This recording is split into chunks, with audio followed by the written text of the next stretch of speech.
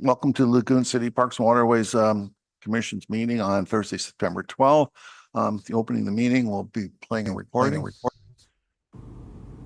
Today's meeting is being streamed live on the Township of Ramara YouTube channel.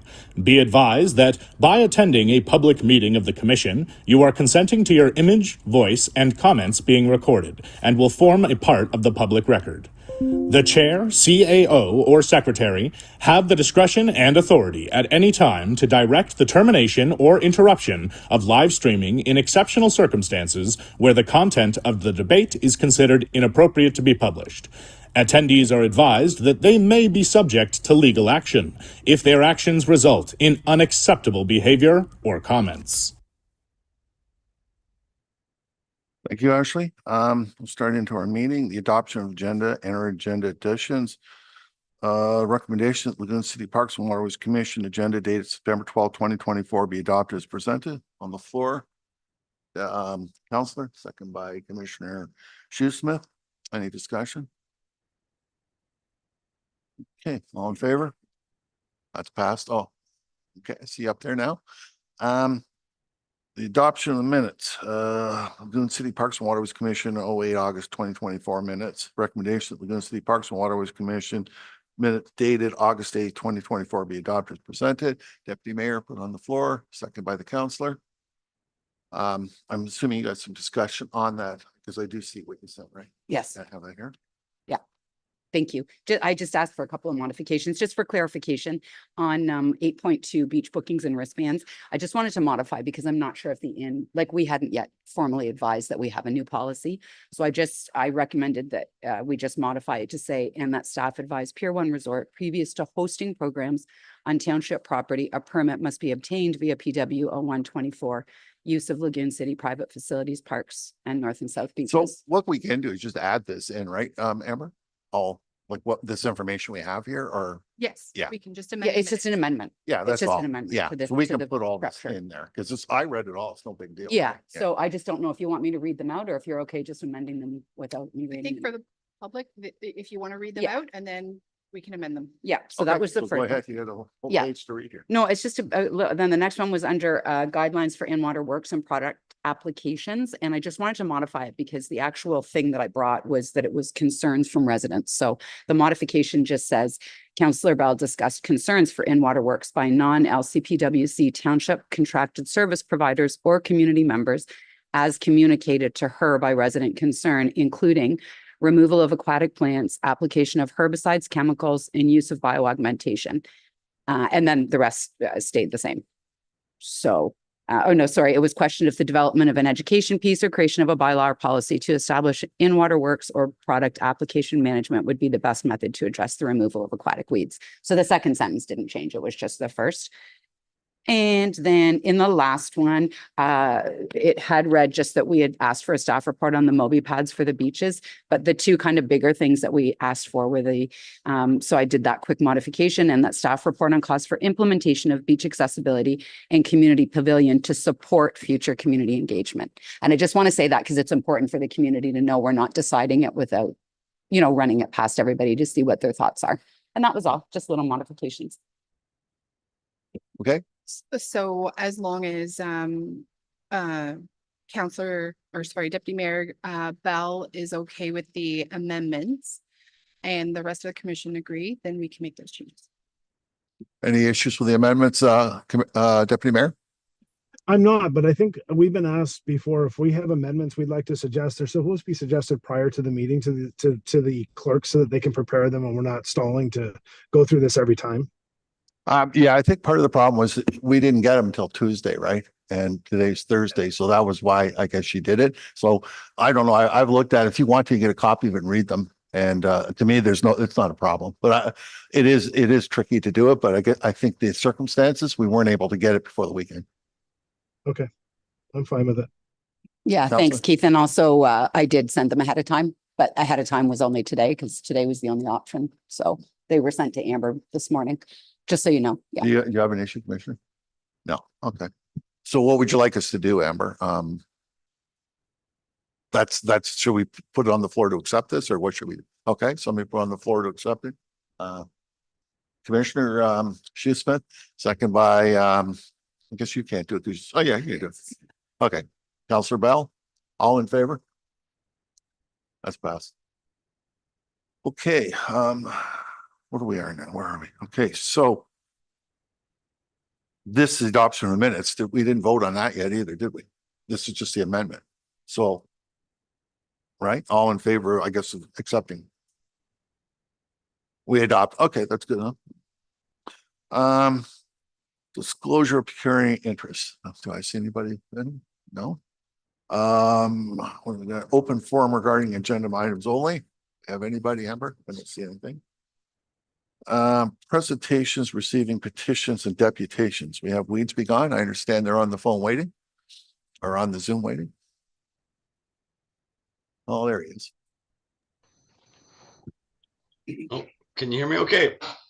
We can hear you, Nick. Yeah. Perfect. Okay, good. Is it my turn to go? Yeah, you're up now. Okay, good. We're gonna give you about 15 minutes. Can you do it in 15 minutes? I sure can. So I just want to say thank you for getting it in. I worked pretty hard to get it in the timeline that we had there. I've been super busy, but let's get right to it.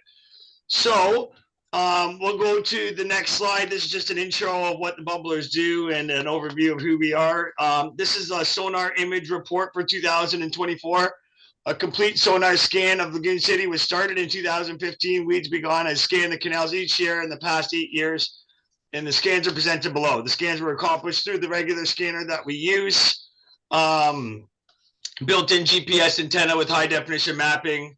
The data obtained with uploaded through Genesis biomapping GPS, so on and so forth. We've been talking about this for many years, about how the scanning works. If anyone wants to know anything more about that, they can go later and send me an email.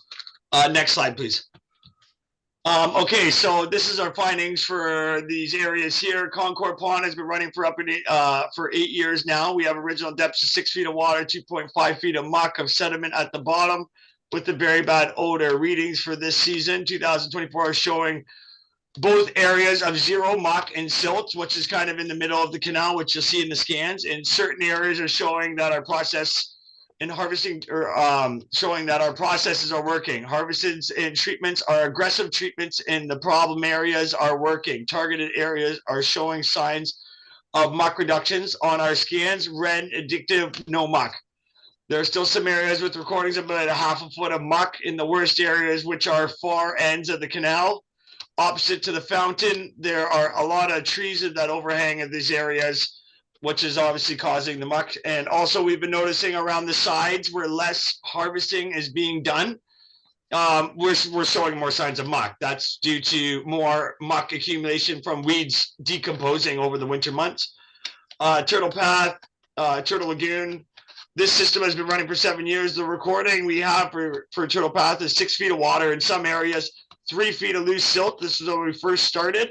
At the bottom with a strong odor. This season, 2024, we have recordings with the sludge judge of 6 feet of water, 1 foot of muck in some areas. So depending on your water levels, these can change. So water levels, and we've noticed a lot of muck reduction in this area, especially due to spot treating. We've been using the scans to treat the high muck areas. So you'll actually see this in the scans below. Pike Lagoon, the system has been up and running for about 7 years. The debris is an ongoing issue in terms of natural vegetation compromising the water quality and external loading, i.e. nutrient introduction from runoff. We have recordings of 4 feet of water, 3 feet of muck.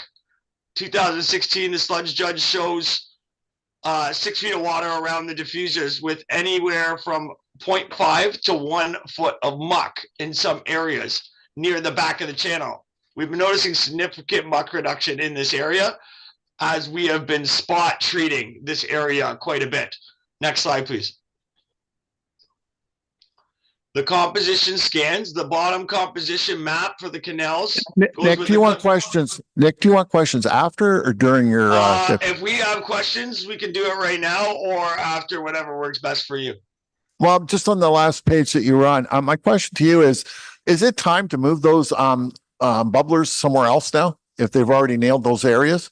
Well, what we are noticing is that there is continuous nutrient overload coming in. So knowing that we do have some good feedback with the muck going away, we still have stuff that's still consistently contributing to this stuff happening. So we don't want to take it away necessarily. We could expand the system or move some diffusers around, maybe farther out. But I know the people in Pike Lagoon and in Turtle are very adequate about having these diffusers around. I remember when the diffusers do go away, we got calls almost immediately about where the diffusers I didn't wanted mean they went. moving, I didn't mean moving them right out of the area. What I meant is to move them 10, 15 feet apart.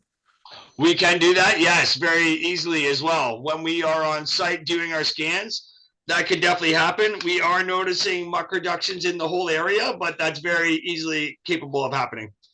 And then one last question is, when you were saying it's along the shore walls, how close can you bring your bubblers to the shore, to the side of the shore walls? So they can be moved closer to the walls. So I was actually thinking about doing something like that, close to the expansion of the new gondola lagoon area, because I know we were having problems with, or we were worried about the sailing club and the sailing club having their keels touching the ground. So we can actually move them closer and we will get the same amount of dissolved oxygen in the body of water, considering the DOs are from the water quality and the dissolved oxygen in the water. So as long as the bubblers are there, we will still see more results, and it will help with boats and so on, grabbing the diffusers and airline as well. Okay, thank you. Did you have a question? Councilor Bell? Hi, Nick. Thank you. Just one quick question on Pike Lagoon. The year you're showing is we had recordings of 4 feet of water, 3 feet of muck in 2016. Yes, I believe so. Yes. And then so 2024 shows 6 foot of water. Yeah, you know what? It was 6 feet of water and there's 0.5 to 1 feet. So it all depends on the water depth itself. Sometimes you get higher water levels, sometimes you have lower water levels. So we are showing more depth with less muck in this area, which is key. And we have seen very much some minimal weeds in that area, but also we are getting a lot of cloudy water, like darker water in this canal, which leads to less vegetation. Thank you. I just wanted to have you clarify it that way for those listening. Thank you. Of course, no problem. Let's go to the next slide. The next slide is pretty basic. If anyone wants any more information about the scale of hardness, I know we don't have a lot of time to go through it all, but this is just basically saying composition scans, bottom hardness is a colored scale, which I will go through on the next slide. This kind of just goes over how it works and why we use these scales. So next slide, please. This is our Concord pond, one of the ones that we've had in the water for the longest. So the first year, we're showing light color. If you look at the scale, it says soft to hard. We've actually noticed them getting harder over the years, and we've been spot treating the heavier muck areas, which I highly suggest doing. So we suggest continuing with aggressive spot treating over areas that show muck, which to say lighter results on our imagery below, this indicates soft composition. So if you can see our accomplishment over the years is coming along. What we have been doing is those lighter areas is where we've been spot treating the muck reduction pellets and also the stuff that solidifies it. And if you do see the one area in the middle where it shows no color, that is actually an area where we were hitting hard bottom. Unfortunately, sometimes if you do it on a rainy day or if it's cloudy, it can interrupt some of the sonar biomapping. But we are seeing pretty good results with changing of the bottom. And next year, we're going to suggest spot treating those lighter tanned areas. What we will do is scan again in the spring when we do cold water treatments, and we'll spot target, those areas from the spring scan. Next scan, please, or next slide, please. Does anyone have any questions regarding that last one? No, none yet. Okay, good. So turtle path, we've been noticing due to the aggressive spot treatment in the loop area, which is at the very top end. we've been having some issues with a lot of muck up in this area due to trees falling, not a lot of traffic. The results have been very positive and indicated below. So if you look at the top area, composed to where we started, there was a lot of soft muck areas. You can see coming down the canal, we've definitely hardened up a lot of the bottom here, and we definitely obtained more depth throughout these canals.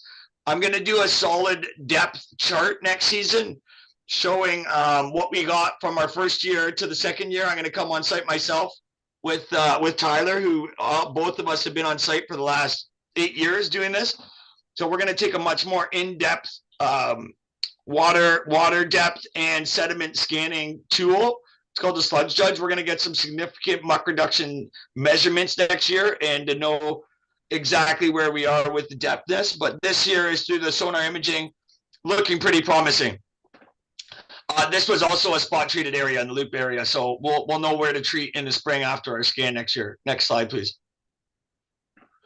This one here, we've been working for a long time. Areas where we have aggressively spot treated are the darker colors. Illustrates below have shown positive results and are good key performance indicators that we are doing. What we are doing is working. We feel that the results are indicative of what we can do to assist with you further expansion of Pike Lagoon system.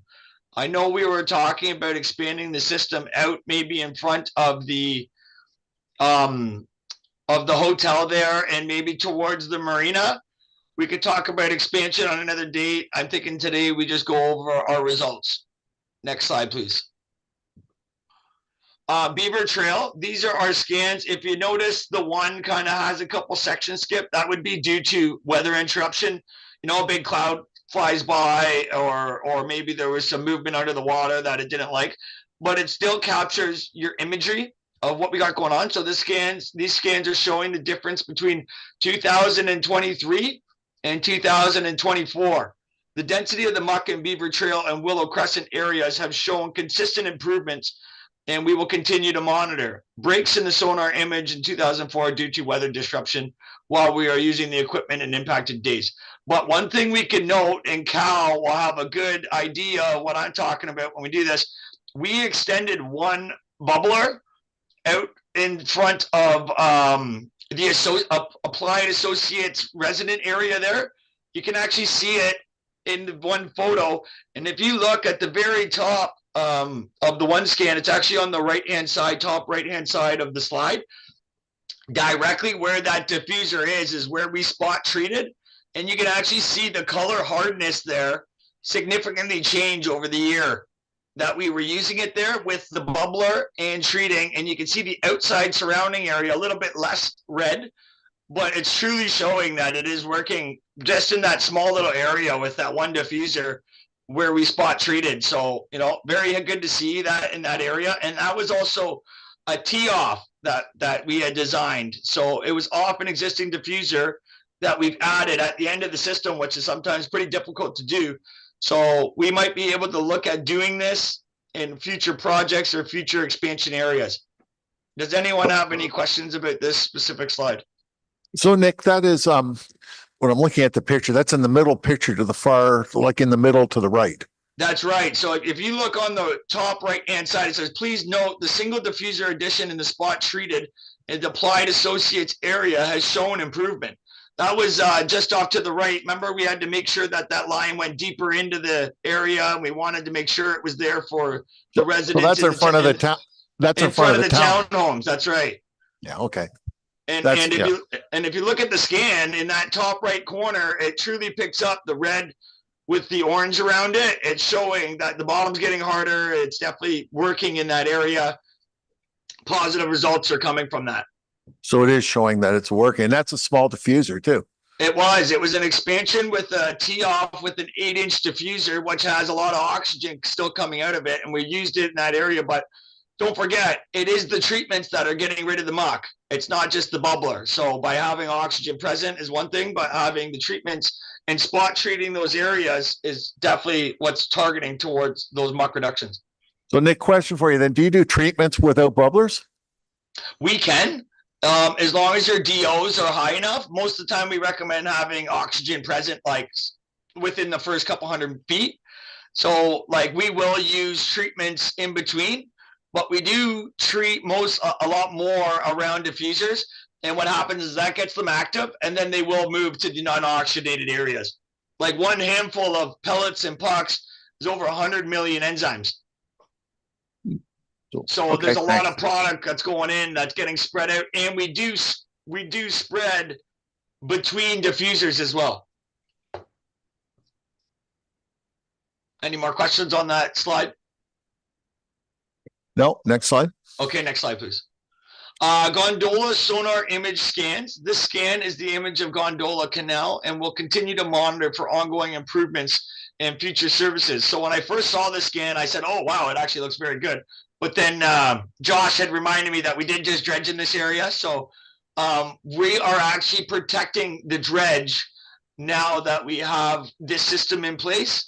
And by using these treatments, we did use extra treatments in this area, like nutrient granular. What we did was we put a bunch of nutrient sponges up in the canal, which leads towards the actual Gondola Canal. So it's what's coming into the water. And we did add 2 diffusers up in that canal as well. But unfortunately, it's so shallow that we can't scan in there. So we can't get our boat past the boom. And we weren't able to actually scan, but we are seeing some improvements of the actual river that comes into this canal. In 2024, we recommended adding the nutrient granulin sponges spread out throughout the river and canals, each placed by our team while installing the treatments. This area required more bags placed, therefore more nutrients were absorbed, targeting algae. So there was some more runoff that was coming in from the sides of the canals, little creeks and little stuff that was coming in. We did place some of these bags in those as well. We also placed a product that's called Lake Clear, and it was added to the package in conjunction with the sponges from Gondola. Lake Clear was added. There was 150 gallons and was dosed over the whole season. Also breaks in the sonar image scans in 2024 due to weather disruption while using the equipment was impacted on the days. It was just a slight impact just around the bend. You can see it there where it's just blank. So as of now, we will monitor 2025 or even 2024 spring and go forward and see what kind of reductions of muck we can get, or if we could keep the colors around the harder orange or more towards red, that would be ideal. If anyone doesn't have any questions on that slide, we can go to the next one, please. No questions. No. This is just a basic drawing of what we had done there.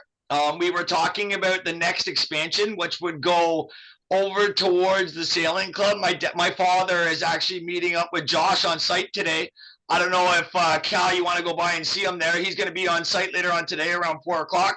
Maybe you guys could all have a discussion on what you guys think about your expansions and so on. Unfortunately, I can't make it as I have a couple more meetings I have to do here today, so I'm glued to the chair. But if you look at the marina right there with the sailboats, I'm thinking we might be able to tee off under the bridge and put 1 or 2 diffusers above up that channel, maybe either coming back towards the bridge or going back forward. Actually, if you go to the next slide, it has it drawn out for me. Can you please go to the next slide, please? This is something to show. This scan is of the channel with no aeration, showing the difference from areas with no aeration and areas with aeration. The below image shows potential expansion areas that aeration could improve. So this is right out of the end of Turtle. You can see that's part of an expansion that's on a later year that you were mentioning. But if you do look, that one little path is showing, soft organic matter, potential for aeration to go into this area.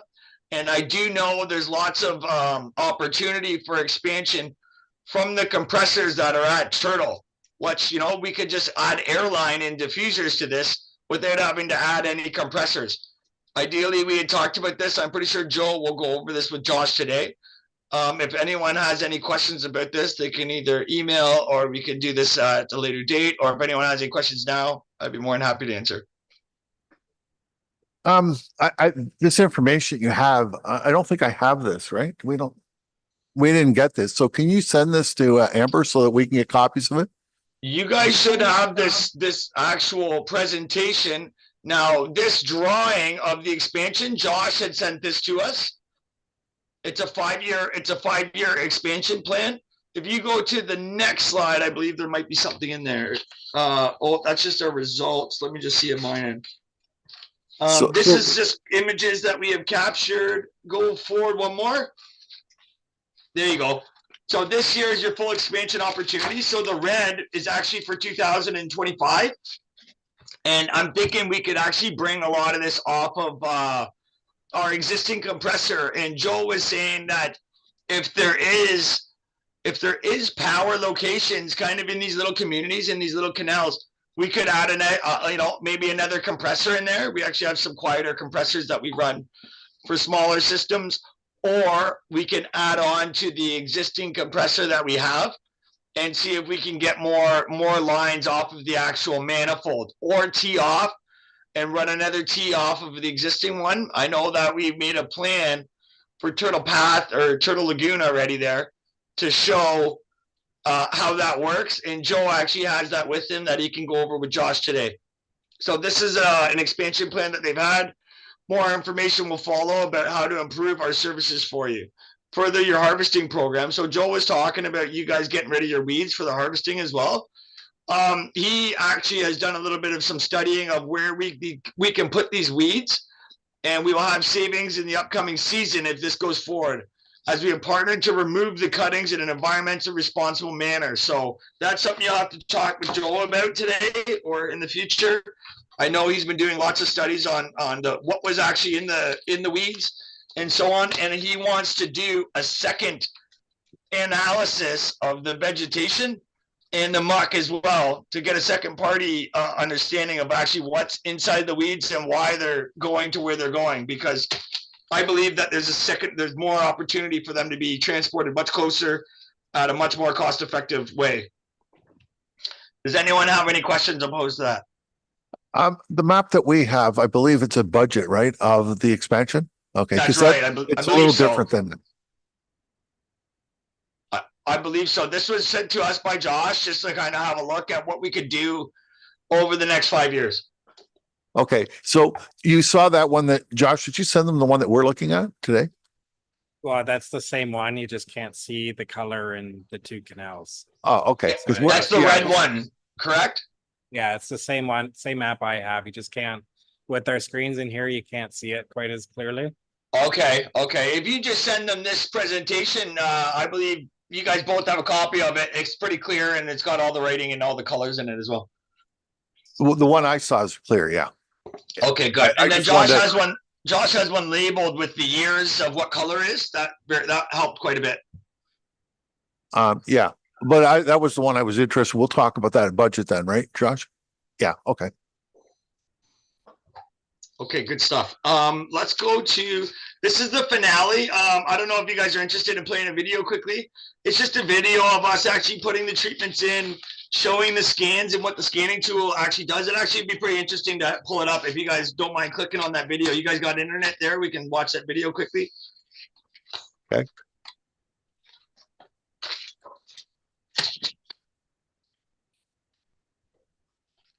Is it showing there?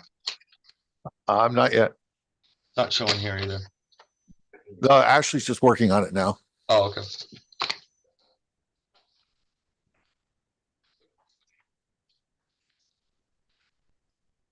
If you wanted to send the link out, people could watch it later if you'd like. Yeah, we can watch it later. Most of us have Sure. seen it, right? Yeah. Okay, yeah. It's just a video of us putting treatments in, what the scanner does, and so on and so forth. So in regards to the presentation, that's pretty much it. I know we were short on time. If you guys have any questions, we can fire away. Do you have any questions here? Counselor? Thank you. Not a question necessarily, but a comment. So you're speaking of potential different ways for treating the removed aquatic plants. and analysis and research. And I just want to, and I'm sure Josh will do this anyway, but I just want to mention to you that one of the other agenda items today is that we had budgeted last year to look at a research project with Lake Simcoe Region Conservation Authority. So on our agenda today shortly, or if you take a peek even, you'll see what the LSRCA is proposing, because I think it would be important for both parties to be working together on a project like that. So I just want to let you know that it's there so you can have a look yourself and see kind of what we're trying to do is figure out what's coming into the lagoons, and overall water quality. So you can have a peek at that if you don't mind, just so you're aware of it. And that's really all. I just want to let you know that that's also on our agenda. Thank you. Do you have that in an email, or do you have that in writing, just so we can view it and send it to our people that are going to be looking at getting rid of the stuff? Through your chair, Nick, I can provide that, the agenda to you and that documentation. That would be excellent. I just have a meeting coming up right after, so I won't be able to stay on the actual video call. But if anything that you can send us in regards to that, that would be perfect. Yep, not a problem. Okay, good. I just wanted to thank you guys for letting us in on a short period of time there. I worked hard last night and a couple of days to try and get all this stuff together, and appreciate you guys getting me in. Perfect. Thank you very much, Nick. Thank you for your time. Talk soon. Okay. Have a good one. Have a good day. Bye-bye. I didn't put that on the floor, did I? No. Okay. Let's put it on the floor. Commissioner Shoesmith, second by Counselor. All in favor? That's passed. Okay, the next thing. I think we go through this pretty quick, so I'll just go in order right now because there's a couple things we need, Josh there for, and we want to hear.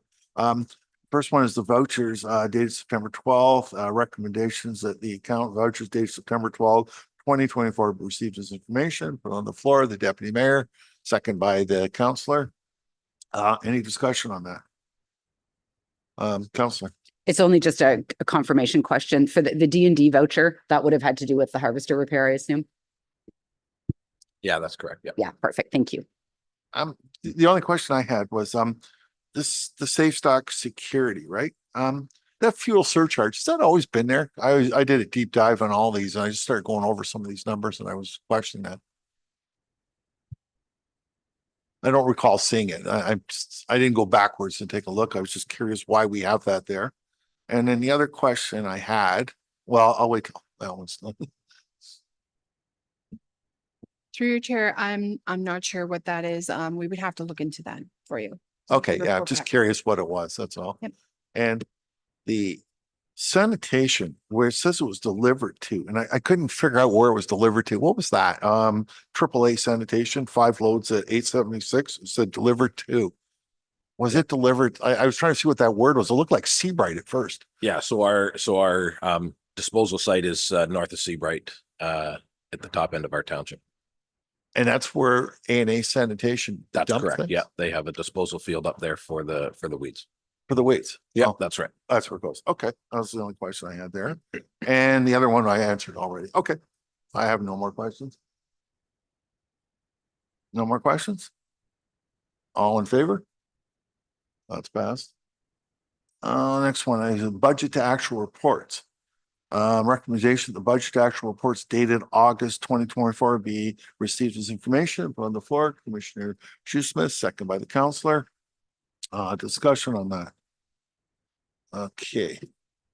I actually, this was the first time I really looked at this hard because I usually wait till the last couple months. And in all of this, it's pretty darn good from the actuals to what the costs have been, except the very first one. I was just trying to figure out that one. We're already well past well, we're close to our budget now, 46, 47. I was kind of curious on that, why we're so high on that this time. The very first number. We're not high, we're low. So within our pay system, for some reason, it's not transferring through. So that's our hourly wages for staff to be operating the equipment down there. Right. Now we're looking into seeing why it's not allocating it. Oh, okay. Because I would have thought we'd be lower because we've stopped overtime and everything, right? Like, Well, we haven't had any overtime. So, no, not no. for, yeah. Because I remember before we used to work every Friday, and that was why I was kind of curious when I saw that. The rest of everything, the rest of it was all perfect. I could see no other problems at all. That was the only question I had. Oh, do you have? Thank you. Yeah, just a little one. It's a really small amount, but and it's an entry thing, so it may be for Minot later on. But we have two different things. We have park amenities on page 2, and then on page 3, we have kiosk. And then under park amenities, we had a small expense of $305. It looks not a big deal, but I'm not sure what amenities that applies to, because we don't really have too many amenities out in the park. So I don't know if that was like a bench or like, I don't know. I think the amenities was to do with the party. So I think that might be the rental for the toilets. Okay, and then on slide 3, we have a few different expenses under number 30, the harvester, 31 conveyor, 41 harvester, and then loading ramp work, 27,000. So we had about 35,000 in expenses. I didn't know I can't remember the loading ramp work, so I thought I better check what that one is. The other ones I think are aligned with just maintenance to the harvesters. There was some repairs. Yeah, okay. Yeah, so the 27,000 was the warranty holdbacks from that work. That was completed 3 years ago. I thought it might have been. I couldn't recall. Thank you. Just needed confirmation. I appreciate it. But I'll go again, though. These actuals were well done. This is the best I've ever seen this. This is, when I read this last night, I couldn't believe how dead on it was. Yeah. So it'll be interesting to see the next month or so, but it looks like it's all coming right in line. Okay, the next one is all in favor? That's passed. Okay, the next one I've got is 7.3 beach cleaner quotations. The recommendation of the commission received report LCO 824 is information that the commission approved the purchase of the walk behind beach cleaner from Oneida, New Holland, in the amount of 24,400 Canadian plus shipping and taxes. Somebody put it on the floor. Councillor, second by the deputy mayor. Open for I guess we should probably hear from Chris first, right? Yeah, sure. The report, I think, is pretty explanatory. There are some limitations when it comes to a walk behind beach cleaner, which is kind of spelled out there. Works absolutely fantastic in dry sand. But when we start getting into the damper sand and obviously right along the shoreline, a walk behind is not a tool that'll work in that atmosphere. Actually, there's not too many tools out there that'll actually clean the wet sand. So in the dry sand, the walk behind is a tool that'll work really, really well.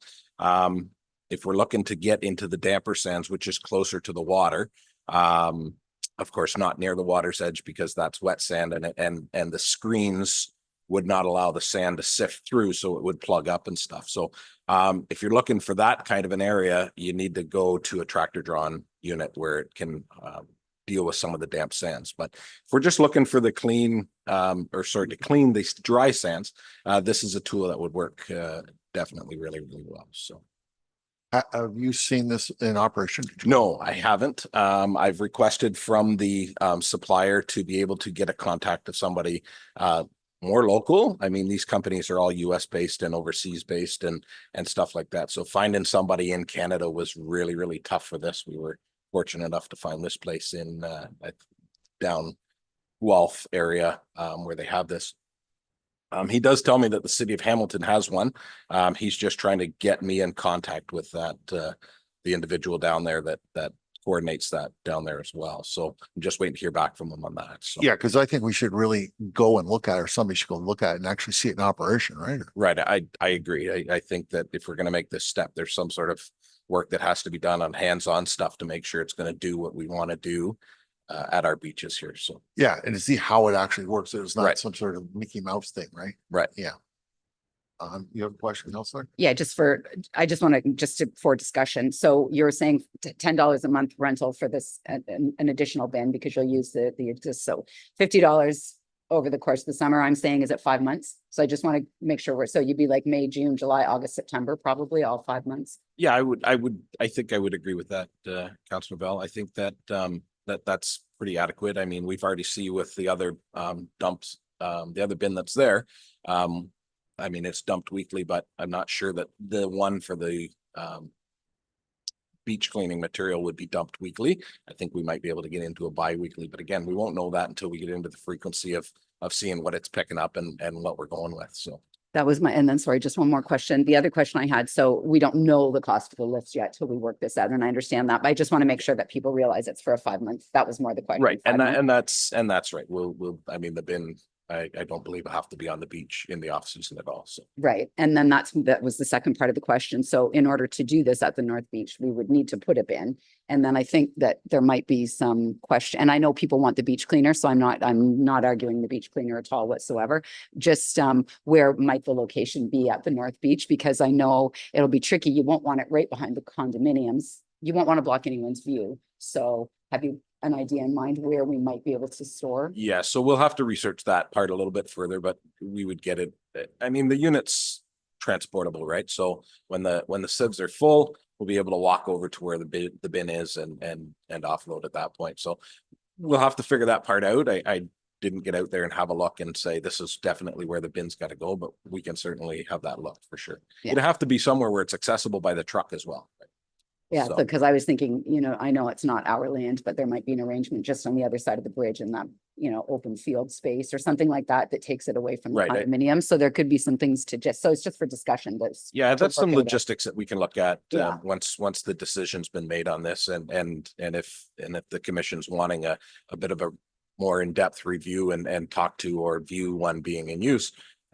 That's all logistics we can work through as we're going through that process. So We could find out in Hamilton how they handled it and what they did, yeah. right, And the thing is, I would imagine the North Beach, depending on how much garbage it picks up in the sand, it'd probably be a little less on the South Beach, right? that's right. Yeah. So as well, one of the other considerations for this is you'll see in there I added the staffing to operate this piece of equipment, to put this on the current contractor. Those conversations are going to have to be had with the contractor and then find out what the change order is going to be like to that contract for the additional costing that's going to come to that. The time didn't permit to have that conversation with the current contractor, but there's no time with the LCPW staff that's there now doing the weed harvesting at all to put it on them. So currently would have to go through the contractor. Would we still need to have him do, I guess, whatever the screening that he drags onto his truck? Would we still do that now that we have the beach cleaner? For like the smoothing of the beaches and stuff? Yeah. I guess we'd have to see what the condition of the beach is like when this comes back through. This one I've recommended is a track machine. The weight's all forward on this, so the condition of the sand behind this is really decent, right? So the beach smoother, I think, will get out into maybe a bit more of the grassy areas that Commissioner Shoesmith and stuff was talking about last time. I haven't seen it in operation, so I don't really know. This won't deal with those kind of situations at all. Okay. Counselor? Just one final question. So the 50,000 that's being recommended, is that including, are you building in a little bit of space there for any uplift in the contract? Because the 50,000 isn't the equipment, right? Because it's 25,000. Right. So I think the $50,000 budget, I wasn't in last year's budget conversations when that happened. I just don't know that there was a real true cost as to what it was going to cost. Yeah. So I think that We that just was threw there that to number cover out. everything. Yeah, I think it just carried from last year, but I guess then my recommendation would be let's leave it at that and leave it in the budget that way. And then you've got room to rebuild that contract or whatever. Yeah, right? for sure, I So, agree. and then if we go under, we go under, but at least we've built ourselves enough room to implement it once the rest of the research is Right. done. I agree. Yeah, okay. Because I don't think you're going to have all that research done before budget. So therefore we need to build the space. That's Yeah. correct. Yeah. Okay, Deputy sounds Mayor? good. Yeah, thanks, Cal. I think at this point, I don't feel comfortable approving a piece of equipment when we don't know what the cost to operate it is. I think we're a bit backwards here. I think we need to let Chris go ahead and find out what the cost is for the labor and approve it all at once. So I'd prefer to defer this until we have that information. Well, part of the problem, I think we got to get it on the budget, right? If we're going to do it for next year. I'm okay with approving it for budget, but I just don't feel like we should approve the purchase of a piece of equipment until we know it works and we know what the cost of the staffing is for it. No, we're not approving the purchase. We're not Okay. approving, we're approving to put it on our budget to take a look into it for next year. That's what it's going to be. When we get to budget, you'll see it there. Okay, I know, but the motion is that we approve the purchase, right?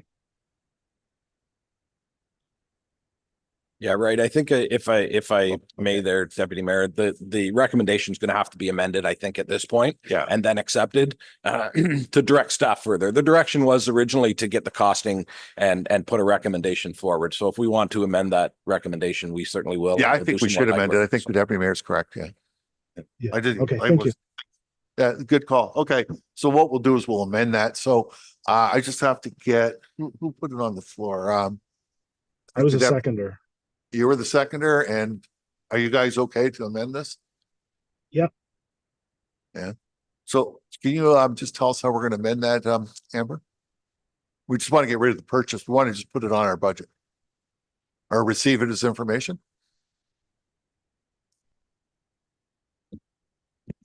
So we could just defer the motion as the deputy mayor suggested. And then once Chris has provided further information, then that motion can be brought forward again. Or we can amend it to however you would like it worded. We can Can, just can I amend make it. a suggestion? Go ahead, Deputy Mayor. Yeah, I would just suggest that we change this to the commission defers the purchase of the walk behind until we receive more information, but included in the 2025 budget.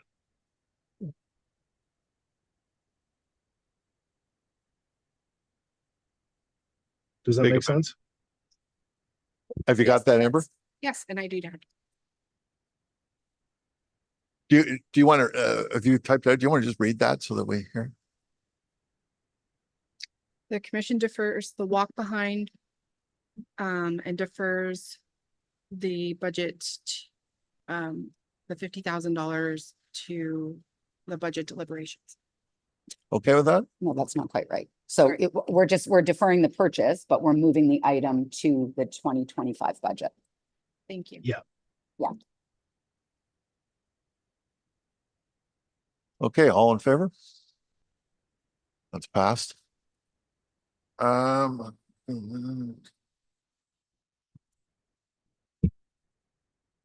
Budget items considerations. Okay, recommendation the commissioner receive LC 0924 as information.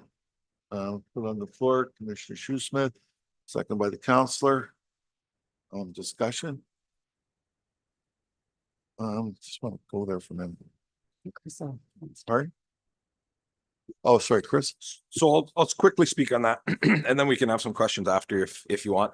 So we just took out of the last meeting some of the suggestions that were brought forth from the commission and just got some quick pricing in regards to these things. So if there's any individual items we want to talk about, they're all here for consideration and discussion as we go through the 2025 budget requirements today, right? So I think the report's pretty self-explanatory. I don't think we have I believe Weeds Begone was going to supply the pricing today after their presentation on the expansion, but we don't currently have that. I think that can be obtained later. I believe Josh was under the impression that they were going to be provided during the presentation, the costing for that. So. Do you have anything? No, go ahead. I'm trying to find. okay, something. so I have a couple of things, just as we go through them. So I want to say this clearly so that anybody who's listening or that it makes it into the highlights is that what we were doing here is gathering our questions in order to facilitate engagement on the types of things and enhancements that we've some 10 years later, finally reach the point where we can start to think about how do we actually enhance communal use of the beaches or other spaces, I guess, but specifically we're talking beaches with these things, beaches and parks. So some of these, so I just want to make sure that we're crystal clear that this is any, substantial expenditure we will be going out to do engagement on. So that I want to preface it with that. On the Moby pads, couple things. This is just me thinking out loud as we're discussing. I'm not sure that we would use them at both beaches because we don't really have any accessible parking at the north. So, and it also could be phased in one after the other. But I think if we were considering it for this year, it would be at the south because we do have the accessible parking. And I think something to consider is that we have had a discussion with a local business who would showed some interest in partnering on this piece of the project. So I think we should leave it in from that perspective and see if we can work with that local business, and we may be able to do, I think, a really great thing to have that beach be accessible. So that was that one.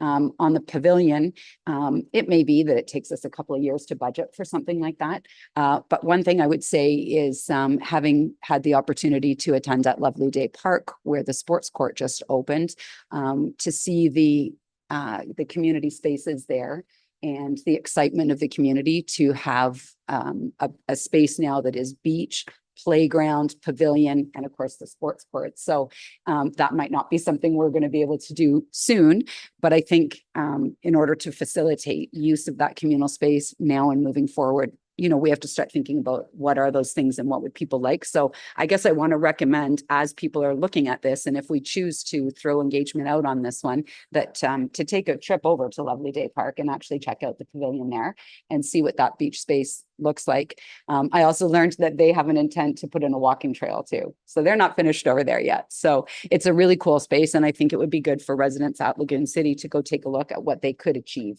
in their beach space. So that was that one. Signage on the clean flow sheds.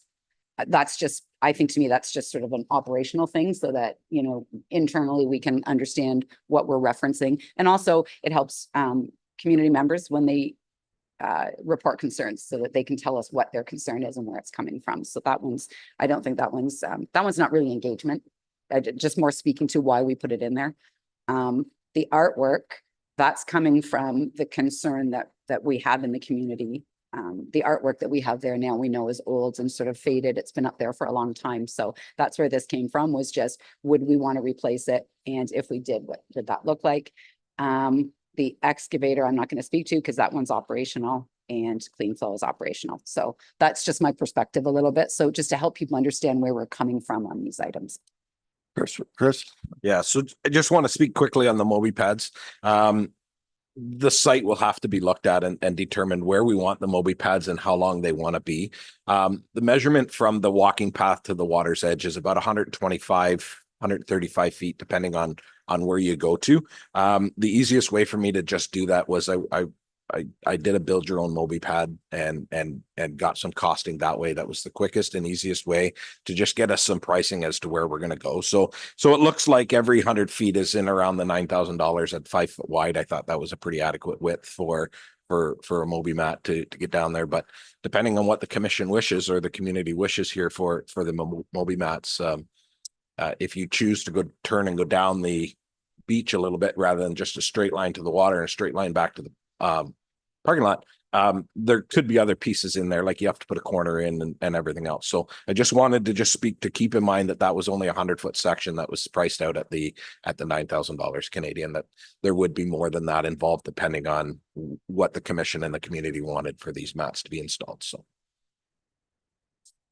I guess my question on the Moby pads that we're talking about, has there been a want for it? Has there been somebody requesting this, or like how where did this come from, sort of thing? Like, how did we get this on? From my perspective, it came out of the last commission meeting that there was just general discussion about Moby mats. I don't And to know get an whether idea what the price was, should we be reaching out in the community to see, like, on a couple of these? Like, I'm not going to include that one, but there's a number here that I think should we be reaching out to find out that there's a want before we jump into something like this? Because I would imagine, I don't know much about the Moby pads, how they work. Do you start it right from where the wheelchair parking is, straight down through that path and all the way down to the water?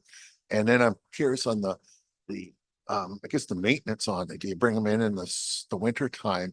Is it bolted down so people, there's a lot of questions. I don't know much about this at all. These would be all the questions that I'd be asking. Right. So they lay down at the beginning of the season. I believe they're pinned to the ground. And then they'll roll back up at the end of the season.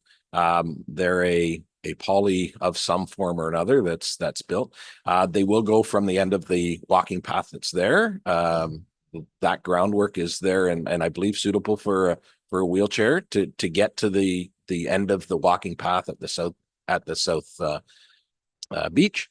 And then it helps and it aids with the grass navigation and the sand navigation and everything else for wheelchair and accessibility. So would there be an issue then if where it was people used like walking, everybody would walk on it then if it went all the way there, right? 'Cause there's That's no- correct. Yeah. And they're designed for that. They are They are designed to take designed that, for, right? from the best of my knowledge, they're designed for that as well, because chances are you're going to have somebody walking a wheelchair down to the beach too. They're not all motorized and everything else, right? So the chair will have somebody walking behind it as well. So should we, this is one of the things, so should we be reaching out to the community on Yeah, this? that's exactly why I started the that's the first- conversation that way. That's the Yeah. first one, right? Yeah, As we go so, through this yeah, and look at it, right? definitely. And I don't know, once we get further deeper into the budget discussion aspect of it, sort of the same thing as the beach cleaning equipment.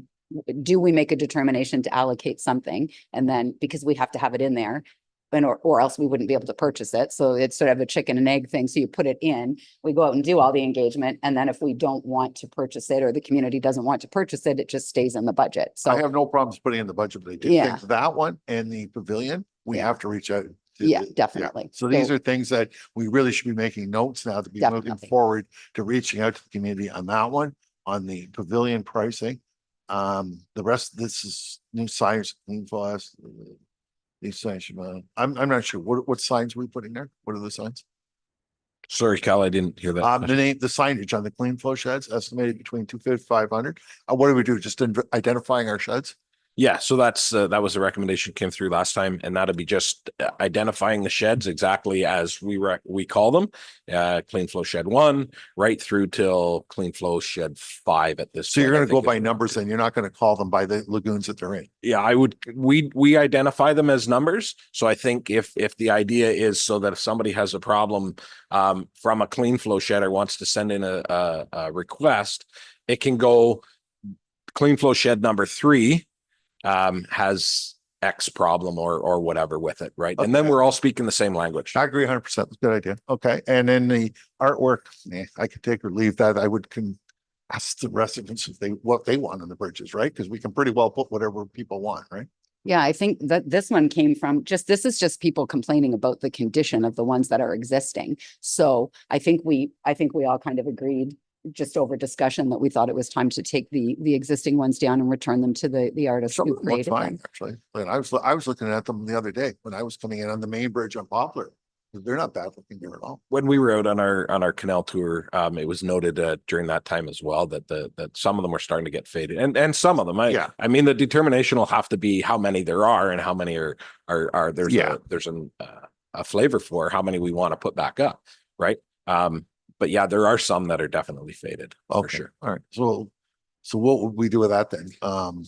My thought on this one is not that it would be for 25 budget wise, but for 25, it would be engagement wise.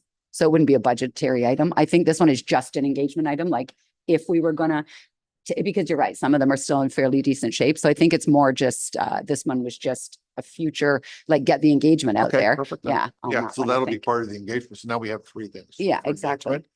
And then and that's, you're right. That's, now the next one was respect to clean for the floor areas. This is the map that I was looking at. And was this the map that Josh made or was this from Clean Flow? Yeah, no. So Josh made this map up kind of just through conversations between him and I, and where it's going to be probably good to expand the system. And then Weeds Begon was in and was going to come in on site and do a little further look at it. But they were supposed to be able to provide some pricing today. So that's not there. But anyways, and the 1, 2, 3, and 4, that was kind of the 4-year project. Number 1, which was the red, would be 2025. Number 2, which was the green, would be in 2026, and so on and so forth. So I guess going back to this and and some of it will be open for discussion, but what I found interesting was Nick in the conversation, they said we could use it all from the one pump and not add a pump. Like I assume we'd have to add a pump, and that's why I'm kind of curious when Joe comes in today, what he says about that. So when this was laid out, there were additions to existing clean flow sheds that are there now existing. So the red one coming out from Gondola Lagoon, out by the Sail Club, and then down into 100 Laguna and ending just prior to the opening to the marina, that would come off of the newer clean flow shed that was just recently installed at the by the Muse there, right? And then every other one would come off of a shed at that point. So there's one that comes off of each of the sheds at Turtle Lagoon, and then one that comes off of the current compressor that is under the bridge at Paradise. we'd have to do some amendments and some repairs and stuff to that to put a shed in place there and then feed off of that. So. I guess, and two, I guess my question when we're talking about this map, and I'm not sure whether this be for a later discussion, I don't know if we actually need a clean flow system in the main channel. Like I'm curious to talk to you guys about how much, the weeds that you take out. It's a lot simpler there. So, right? so what you see there is actually the lines are running closer to the edges of those, that canal. So the Harbor Lagoon, the main one coming in there, is deep and fantastic in the middle. And that's obviously because of boat traffic and everything else, but you start getting out to the outsides and that's where we're starting to really, and I think Nick in his presentation there, that's where they were going to go, was out towards the outsides anyways, not necessarily down the middle of the canal. Yeah, that's interesting. He was talking about going closer to the shore walls, and normally he doesn't talk that way. My other question is the red one that's coming up for next year, like that's the expansion. Are you concerned about the sailboats grabbing our lines? So again, these ones have been placed off to the side, just like Nick spoke about today. If you look at right by the sail club there, where it comes underneath the bridge and stuff, it's right along that far wall. So it's given the boats, and I'm not saying it's right on the wall, but it's over on that side of the canal to the walls. That's given the boats the ability to get in and out of there, and it's off to the side for the keels. So we'll have to keep it close to the side. Is what you're saying. All of the lines for sure would have to run along the shore wall there, and then the diffusers will have to be out whatever the recommended distance is from the shore wall. But the lines would run definitely along the shore wall there, like we have in other spots. And I see you're going right into those townhouses, which is good. Yeah, right into the two inlets there. And my last question is, I didn't see anything going down Canoe Lagoon, down to the right. Going down where? Sorry, Cal? To the right, when Canoe Lagoon under the big bridge. Right. So we didn't plan any expansion in there. Now, again, heading into that bridge being the main, again, it's along the outsides and such there, right? So, but if it's acceptable with the yellow one that you have here, the way I see it connected coming out of the one pump house, you could run the other pump house and run it down that way too. Then if you can run that, that's an awful long line. Right. And that's one of the things moving forward we're going to have to look at is the capacity ability that's left at these sheds as we move forward. This is just a proposal at this time and consideration for the future. Right. Okay, that's good. We can. This is like working. This is just a working document at this point in time. Okay. The red that's there that is kind of the proposed for 2025. Fairly confident that we can run that off that new shed, and then as the years progress, we can look further into it as we get closer. Okay, Councillor. Yeah, my question actually was about the same thing because I don't know. I think we have some easement near Pier 1 Resort, but I don't know where exactly we might have easement because I wonder if we could put in a shed there that would maybe be a help with servicing because I don't know off of the Turtle sheds.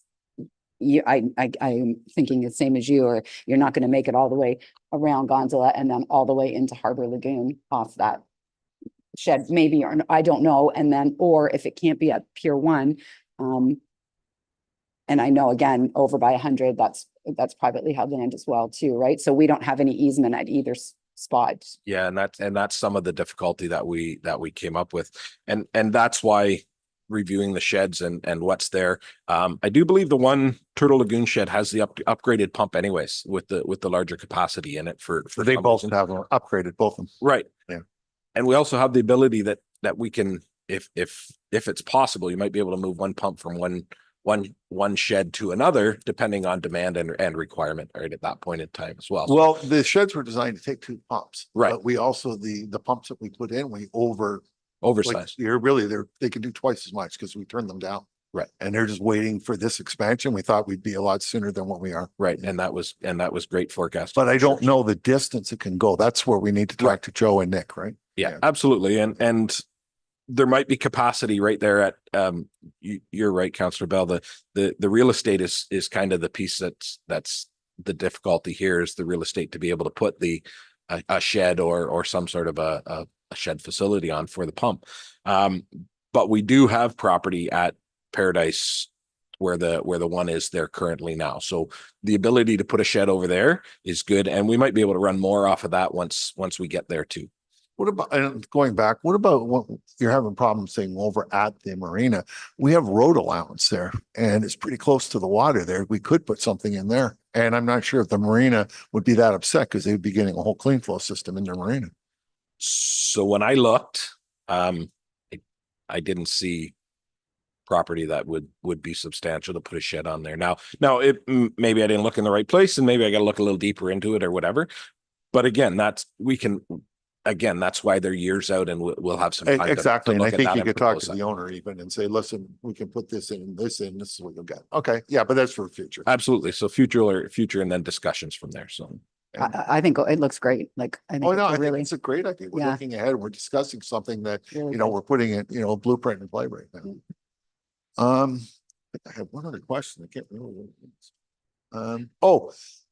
I wonder in the budget too about this clean flow system. When we were listening to Nick, and because I know we're kind of in a bit of a hurry. He's talking now, well, from what I understand, is to branch off our main lines and all the other lagoons and run in closer to the shore now, is what the feeling I got from him. yeah, I don't want to comment on that. I think that's definitely a Nick question for sure. Yeah. I know that the teeing off, he and I've had a conversation about teeing off before, and I think there's a limited ability on how much you can tee off because that line is still only delivering so much air at so much pressure. And if you start teeing off of different diffusers to start adding diffusers down the line, you're going to take away from what's there for the I one. know when I was looking at all our diffusers, we're surfacing in the water and that doesn't need to happen. You just need the bubbles to come up. Like a lot of times we're probably coming up too much, which means we could probably run off some smaller lines. Because I know we first discussed the smaller lines, we were told by the state you can't do it. And then we started doing it and it's worked really well. And I think they've started doing it down the states now too. So it is a great way to add. And when we're talking about that addition, the one that's in front of the other commissioner, what's his name, Mason, that's according to him, that's worked really well. Right. Yeah. Right.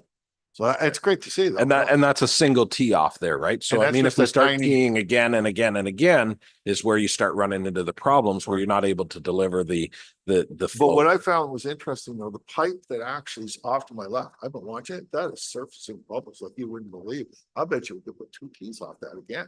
There's a lot of pressure there. And I know we turned down some of the pumps too. Right. We're putting out too much. But anyways, that's all for discussion, I guess. But for sure, we're in a good position, really. We have a lot of equipment that we can deal with and add on. And the last thing too, maybe, I don't know if you're aware of it. I heard them talking. I wanted to ask you, Josh, about it afterwards. About all those different items that they put in behind the cake, in behind the muse there. And I never ever heard a report on that. That was the first time I'd forgotten about those pieces of equipment, or I guess the sponges and everything that you put in there. And I'm kind of curious how well that worked or if we noticed a difference there. So I'll probably be asking at a later date, you and Josh. Right. So they're fairly new in there. And like Nick said, it's going to be something that they're going to monitor for sure as we move forward with that stuff. So Right. Yeah. Because I'm kind of curious on that. I've always been saying, I'm not sure how well that'll work, but I'm curious. yeah, I think about you're that. referring to the nutrient sponges, correct? That's the Yeah, Yeah. I just think there's so much nutrients there, the sponges will be overwhelmed. That's the feeling I always got, but right. we'll have to see. Well, they're designed to do a job. So hopefully they do what's proposed. So Okay, so looking up there, does anybody else have any other questions? But okay, so let me just look here. Where am I?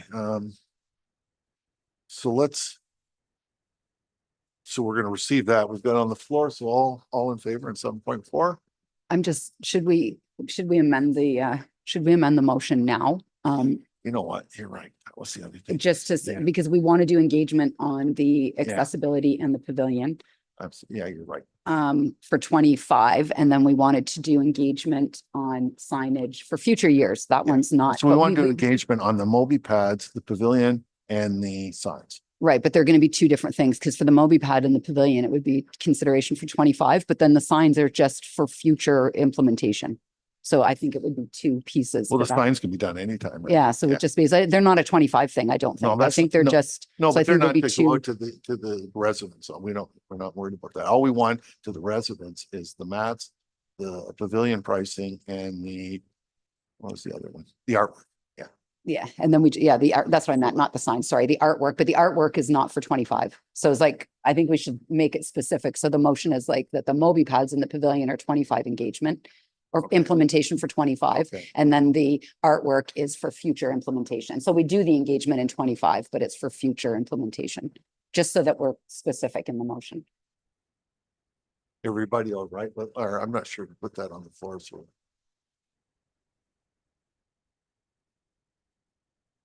Then I'll get you to read it back when you take, and when you get it done. Amber, just take your time, don't rush. Okay, why don't you just take a break for? Okay, we'll take a break at 10:39. We'll come back in what, 3 minutes? We'll give you 5 minutes. I tell you what, 45, 10:45.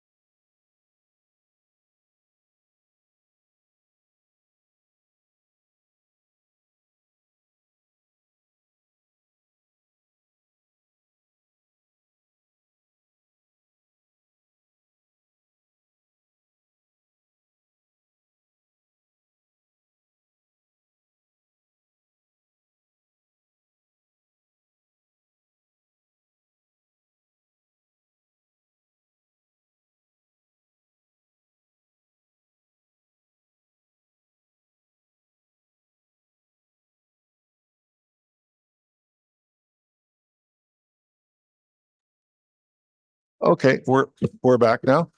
Amber, do you want to just read that, please? Through your chair, the motion reads that the commission receive report LC 0924 as information and that we provide community engagement with respect to Moby pads and the pavilion for 2025 budget, and that we provide community engagement for bridge signage for future consideration. And the people that put that on the floor they're It was okay. moved by Commissioner Shoesmith and seconded by Councillor Bell. Okay, and you're okay with that? All right. I don't see the deputy mayor back, but we can vote on it, or we can wait.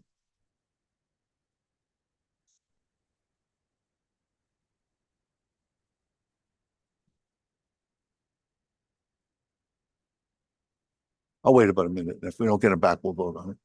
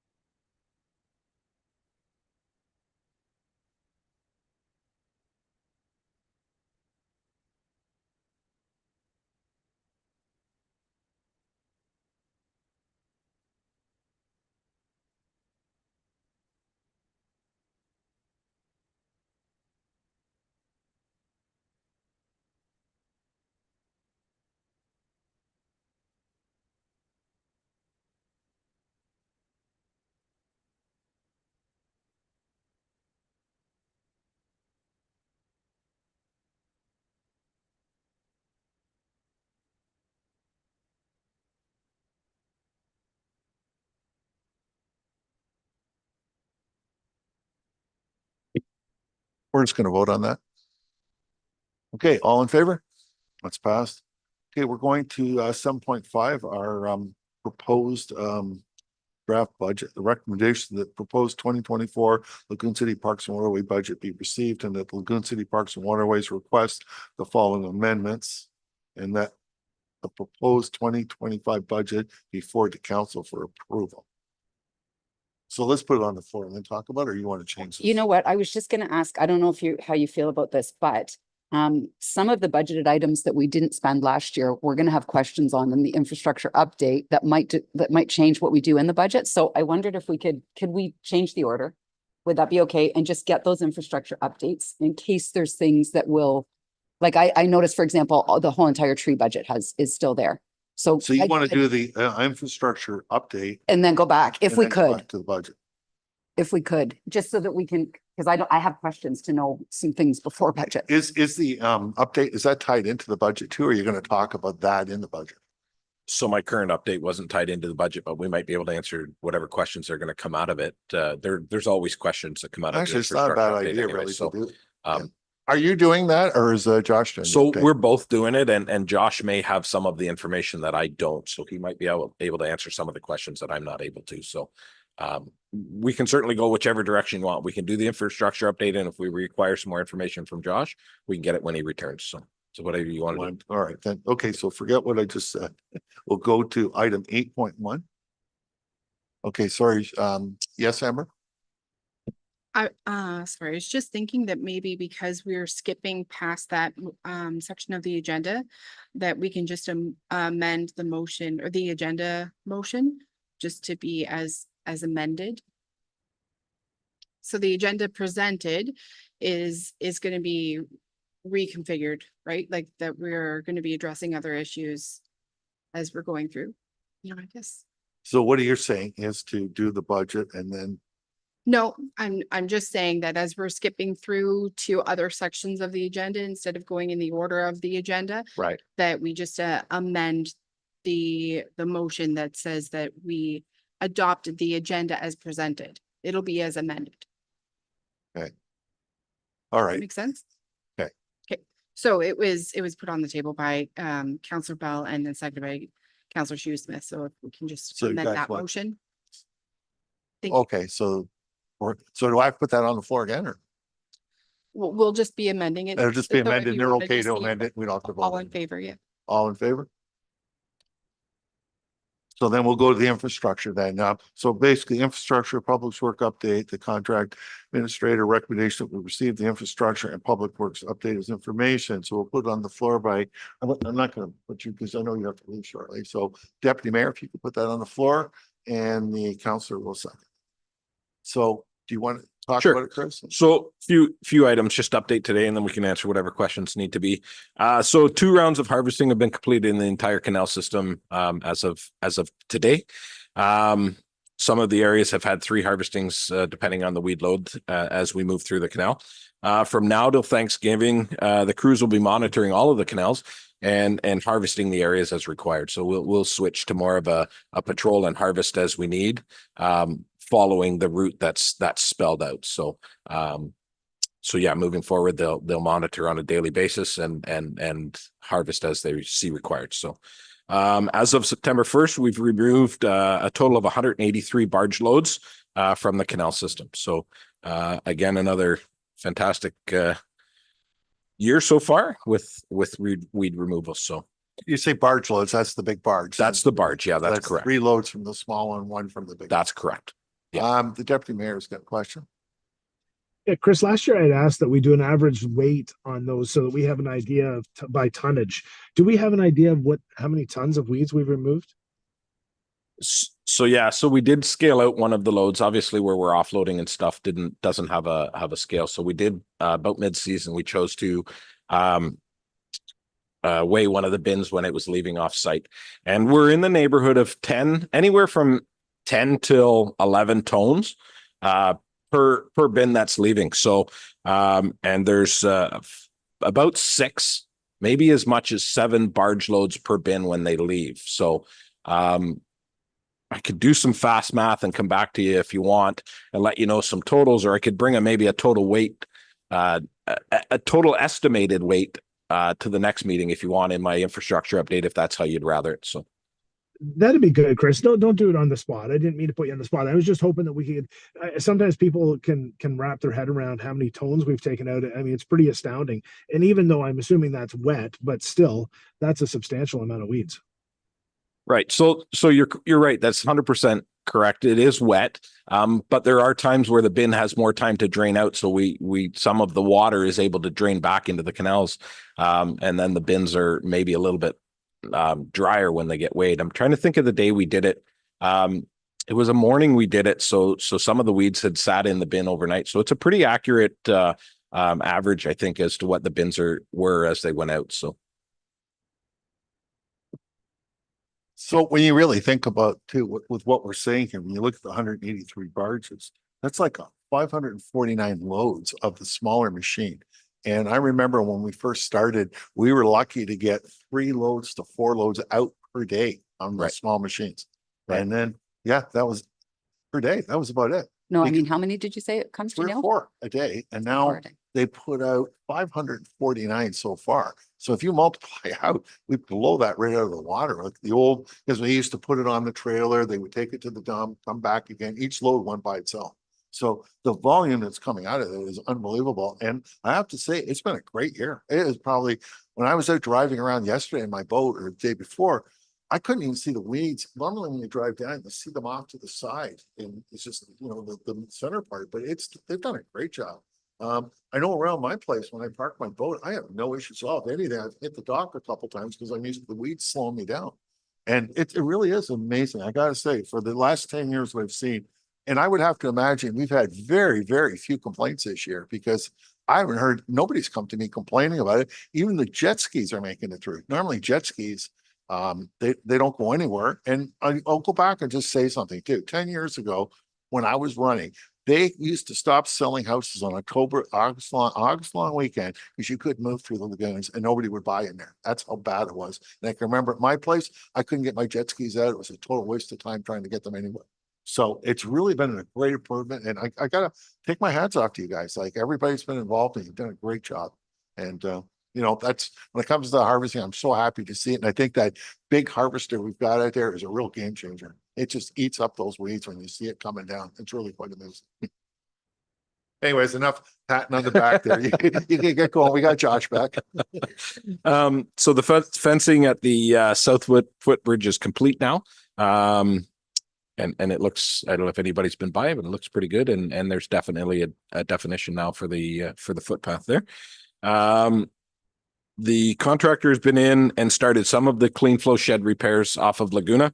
They did some weed removal and stuff down around the base, and he's been in and took some measurements and stuff of the door.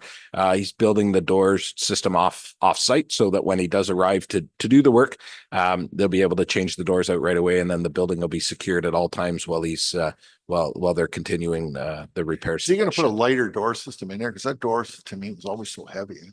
So the problem with the door system is it needs to be insulated for sound. So that's why it's as thick as it is, so it can take a batten of soundproofing insulation. So they'll probably be very close to the same. It'll just be more functional at this time, and they'll open and close a little bit more freely. Maybe put some, like, I guess, changing the frame or something to hold them, because to me, as soon as the very first time we ever used it, it felt like those doors. Yeah, so he'll use some weather stripping and stuff in place there, and maybe decrease the size just slightly enough so that they'll open and close a little more free of each other rather than binding on each other as well. Okay. Staff are still awaiting the required materials to arrive to complete the electrical upgrades to the water mover sheds. And again, as our last update, we'll update accordingly as we get more information and materials in on that. Weeds Begone was in on the 27th of August. They completed another round of the treatments. Well, they toured the canals. They were very happy with the weed conditions as well, just like you had said there, Cal. And they really focused on the Gondola Lagoon, which Nick was talking about this time with their last round of treatments.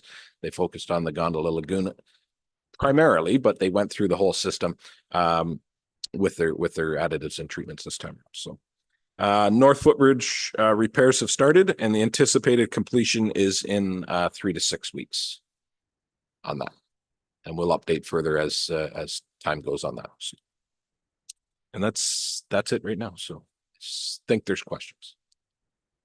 The question I would have is the blue-green algae, right, that had come into Lake Simcoe. I've seen some green. I'm not sure if that is the blue-green algae, just like running on top of the water, or is that just an algae? I notice it when it's hot and it's calm, and it's almost like you see it running on the top. That's not the blue-green. No, I believe it's just been it's an algae of some type that's in there. If there is concern of blue-green, it's recommended that somebody were to call so MNRF that looks Do you at. think it's pollen though? A lot of times it's pollen, and that's where I get mixed up on top of the water when I look at it. I was just, Pollen's typically more of a yellow-ish color. this was green. You can see it Yeah. running. It's only when it's calm you pick it up. And then the other question I got for you is that new weed that's come up. I think it's I think it's got dog in it, strangle or something. It's a new weed that's come out and they're dealing with it, and they've actually closed the park right now, and it's 5 years, and they're trying to keep it all in one area. I think it's out towards Windsor way. So that way. Have you guys heard anything about that weed? It's the dog strangling weed. That's I think it's called Yeah, dog. so we have some within the township that we do eradication on annually. It's been more up on the Ramara Trail. We haven't seen any down this way really yet. I thought it was in the water. Dog strangling weed is not in the water, no. So the soldier weed. No, I know the soldier weed. Yeah. Yeah, that's around now, but I could Yeah. swear I'll have to look it up again. I wrote it down somewhere and I can't find the name of what the weed. And they said the actual spray in the water, I believe it's the stuff that we use. And they're using it, and they've trapped it all in one area. Mhm. And they said it'll take 5 years to get rid of it. And they've taken a couple acres in a park. Yeah, I'll look it up more and send it to you. I'm kind of curious if you guys had heard anything about it. Is there any other questions on that, or did you have anything to add, Josh? That's what we were sort of holding back. No, I don't know. I don't know where you're at. So I just got back. Well, we jumped Sorry. past our budget. We went to the infrastructure, just a report from you guys, and Chris has done his, and we weren't sure if you had anything just to help us out when we go back to budget. Yeah, no, I think everything that we were gonna discuss, I think you guys have, and then Chris did his update. So Okay. yeah, I don't have. Okay, anything to add. so no more questions. Oh, you have a question? Sorry. I do. That's why I wanted to change the order, because there's a few things that I just want to, before we go back to the budget. So we have our tree maintenance at $45,000, which we did not spend. And then I know you were still trying to work with LSRCA on a township-wide tree planting. And I guess what I'm wondering is, and I know that's going to be budgetary, but first off, like, I don't even remember why we selected the number 45,000 in the first place. I know that we had been talking about which trees, how many trees we needed and what would the age of those trees be, because then that, factors in. So I kind of wanted to figure that out before we go back to the budget. Like, are we in process with this 45,000 with that maintenance? So.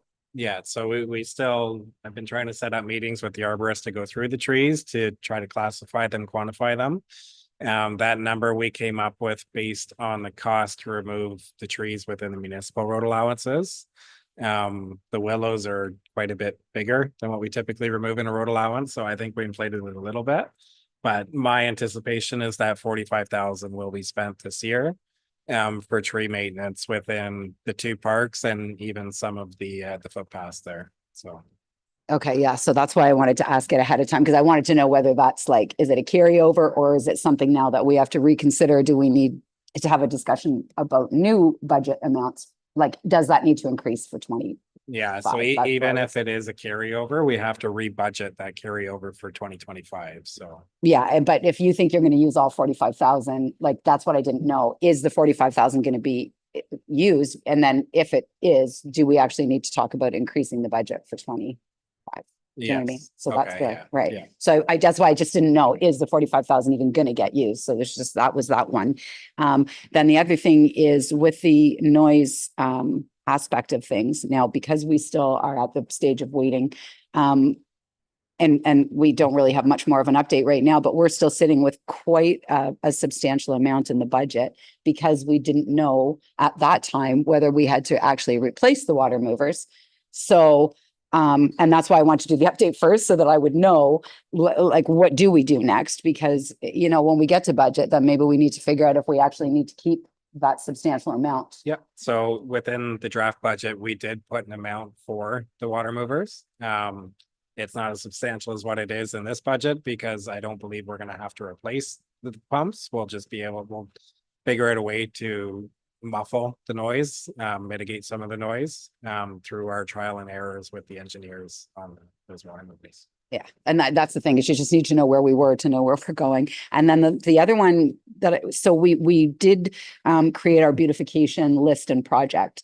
And so that's sort of going to be ongoing. This year we chose the original shed.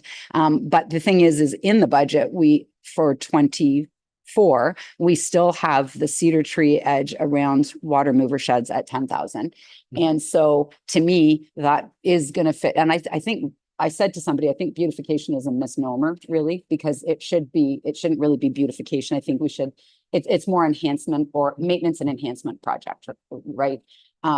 So I don't know that we need to be leaving this as a separate item. So my question before we could get back to budget was, have you budgeted or have you engaged to spend this $10,000 on cedar trees? It's planned to be spent on cedar trees. Okay. Typically cedar trees you plant in the spring or the fall. Yeah. So we're just waiting for the right season to be able to plant those trees. Okay, good. That's what I thought, but the initial talk was to do 1 or 2 bubbler houses per year. So if you want to keep going forward, we can rebudget that for next year to do the next group. Yep, that's perfect. I thought you kind of need to know where you are to know where you're going. So I appreciate it. Thank you.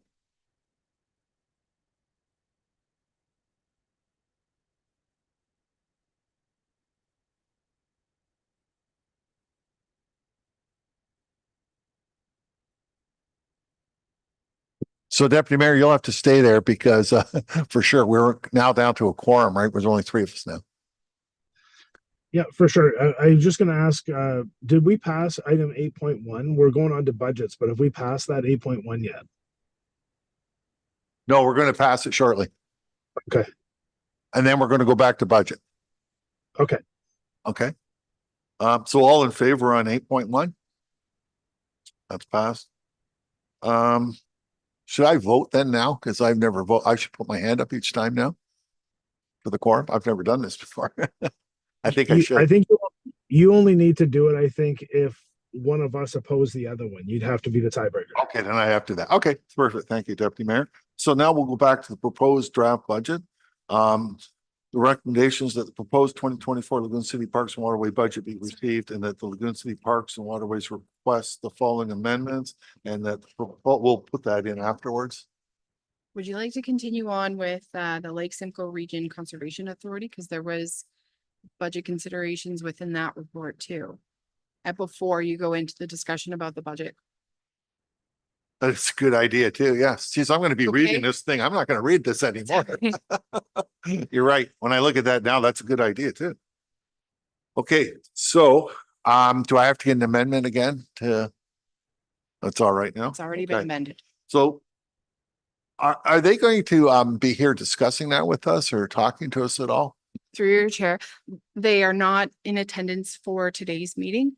I've asked them to provide this document because they're unable to attend. So that we have some ideas for financial considerations during our budget deliberations today.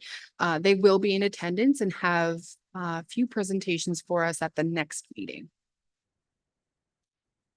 Yeah, because I need a lot more information on that.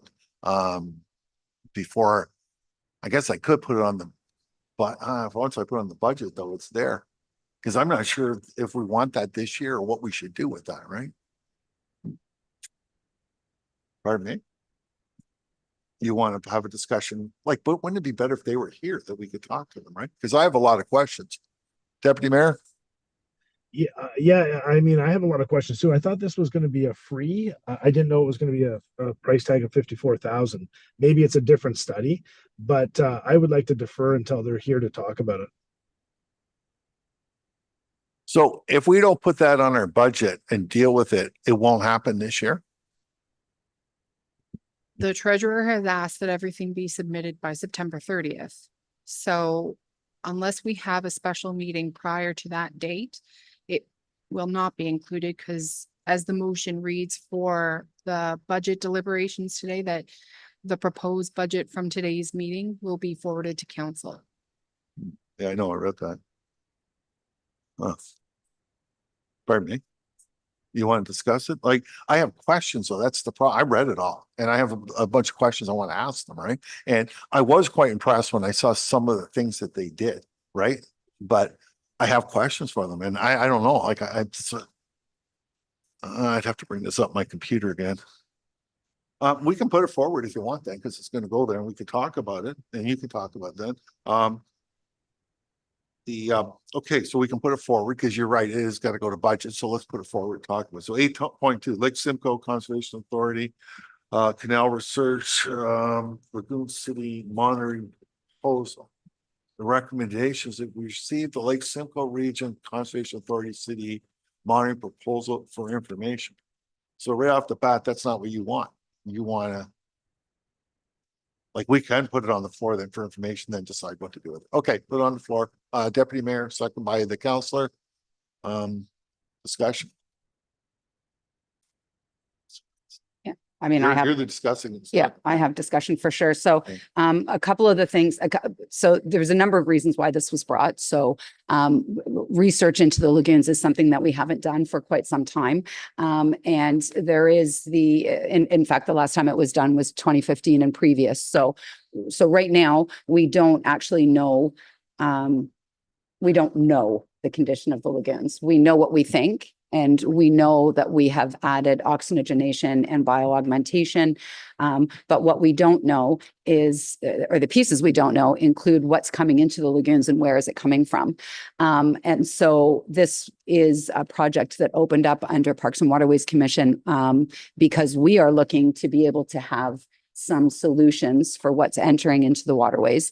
And but ultimately, this would probably be something I would be requesting of the council to consider because the Lake Simcoe Conservation Authority, the Lake Simcoe Protection Act and Plan, and the responsibility is actually for the township and all of Ramara's residents. Well, it's for all people, period, right? Protection of Lake Simcoe is filters into the Great Lakes Protection Plan. The Great Lakes are 21% of the world's fresh water. So this is not a responsibility of the people of Lagoon City. It's actually a responsibility of the township. So when this conversation started, it was kind of born of those things. We have a plan that is quite a few years old and hasn't seen a lot of implementation. And because of that, we're now, so many years later that the data that's in that plan is not up to date and wouldn't probably serve us at this point. So I don't want to not be able to get it into the budget. But that being said, I also will be wanting to put a motion on the floor that this is sent to the township's council to consider how it will treat sort of its responsibilities under the Lake Simcoe Protection Act and Plan. And we are members of conservation, and thus we have a responsibility. So I don't want to not have the opportunity for it to be in the budget. So, I mean, my position is like it is on other items. It would remain in the budget, and then we would get that information at the next meeting. And then we can always, return those funds back to reserves if that's where it turns out. Or we would be able to forward it to council for council to consider, how it feels about the plan. So I don't want to shelve it and then see it disappear again, because it's taken quite a long time to get into a position where Lake Simcoe Region Conservation Authority is prepared to enter into an agreement to do something like this with us. So I think we need to be careful that we don't just remove it. And if, inside the plan, one of the first things it references as well is that residents have been asking for this for quite some time. So I don't want the timeline. And it was opened up in December of last year, and it was always opened up that there would be a financial commitment on the part of Ramara Township or the Parks and Waterways Commission.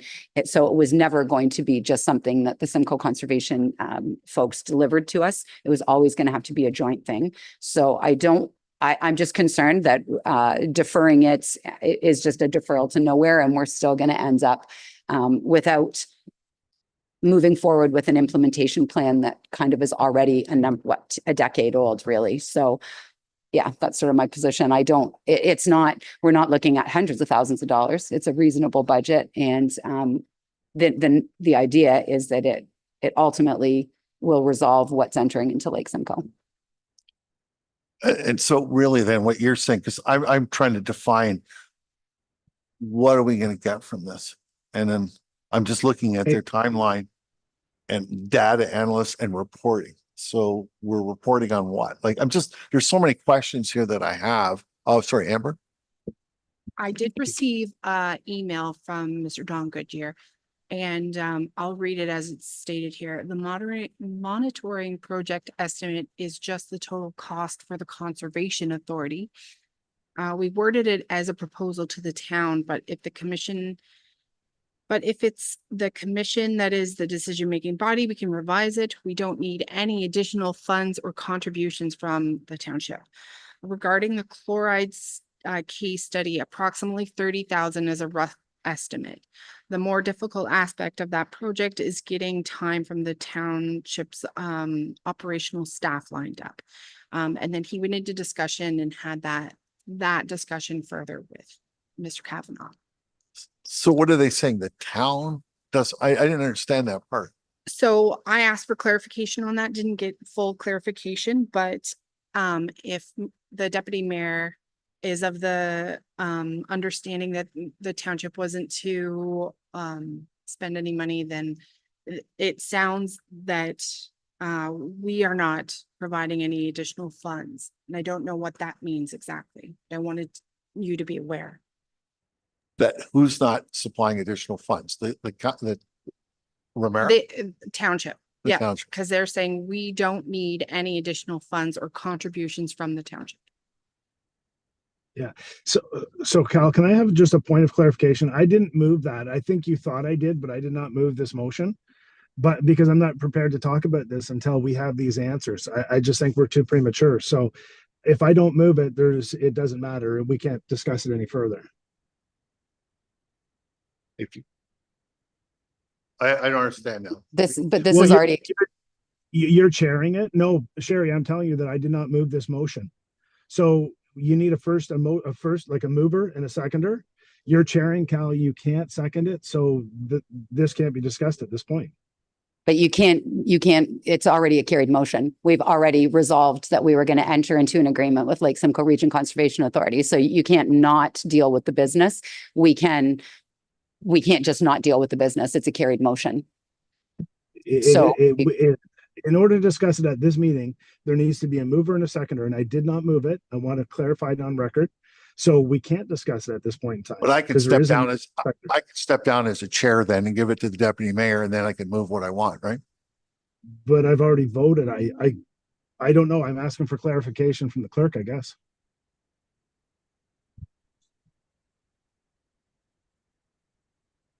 Not dealt with a situation like this before. I would need to. Yeah, can we take a break? Yeah, I'll let's take a clarify break with the right clerk. now. We'll take a break for 5 minutes then. We'll come back at 11:20. Would that be enough time? For me. All right.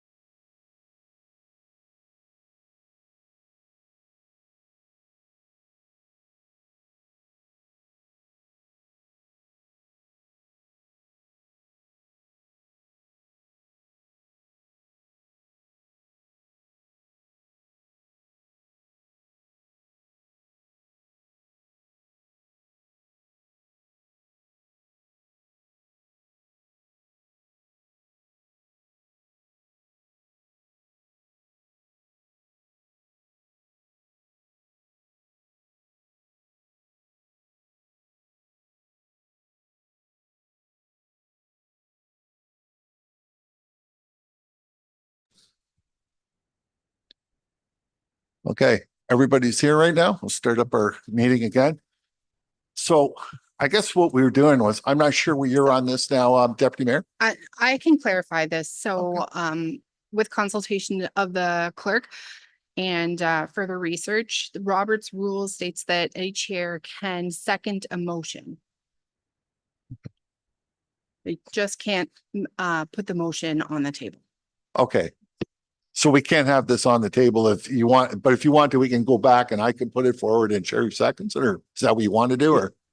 Well, that's fine, as long as it's on the record, Cal. And the only reason I'm saying that is because it's okay. The motion is read that we receive this information. I'm fine with receiving this information. I'm not okay with pushing forward a number that's going to cost the users more money, because the original reason that this came up was that there was all of these projects they were going to be doing at no cost to the township or the users. And now it's talking about $54,000. I'd like clarification if there is a grant to offset that, or if that's the totally bearing to the users, right? And they're not here to answer that. Right. And I agree with you, because we need to get more information. We need to do discussion. And I can see Sherry's point, or the councilor's point, where she wants to get this on our budget, right? One way or the other. And there's a million different ways we could put it. We don't have to put it on right away. We can always do an amendment later. There's all sorts of things we can do. I have no problems putting it towards the budget, but I'm not going to okay it until we actually hear from those people and talk to them. So we may have to have another meeting next week, or whatever we have to do before September 30th to deal with that. So right now, though, I have no idea how much money's in the budget, what we're going over, what we're adding, or what we're doing. So talking about this, I'll put it out myself personally. I would put it out there. We would see where we're at on all this and how we could sort of put it there, and then do a deputation before September 30th. And then that way, then we'll bring in all the other people from the commission, because we're missing 2 people from the commission. They can get their say in it, and they get a chance to vote on the budget. So that the 3 of us aren't just doing the budget today, that we get the other ones in for the final say. Yeah, that makes sense. Does that all make sense to you? Yeah. Okay. So how do we get there, Amber? Okay, so through your chair, we have the report in front of us. And so I just recommend that we receive it for information. If you would like to have it on the table, so we would need a new mover and seconder.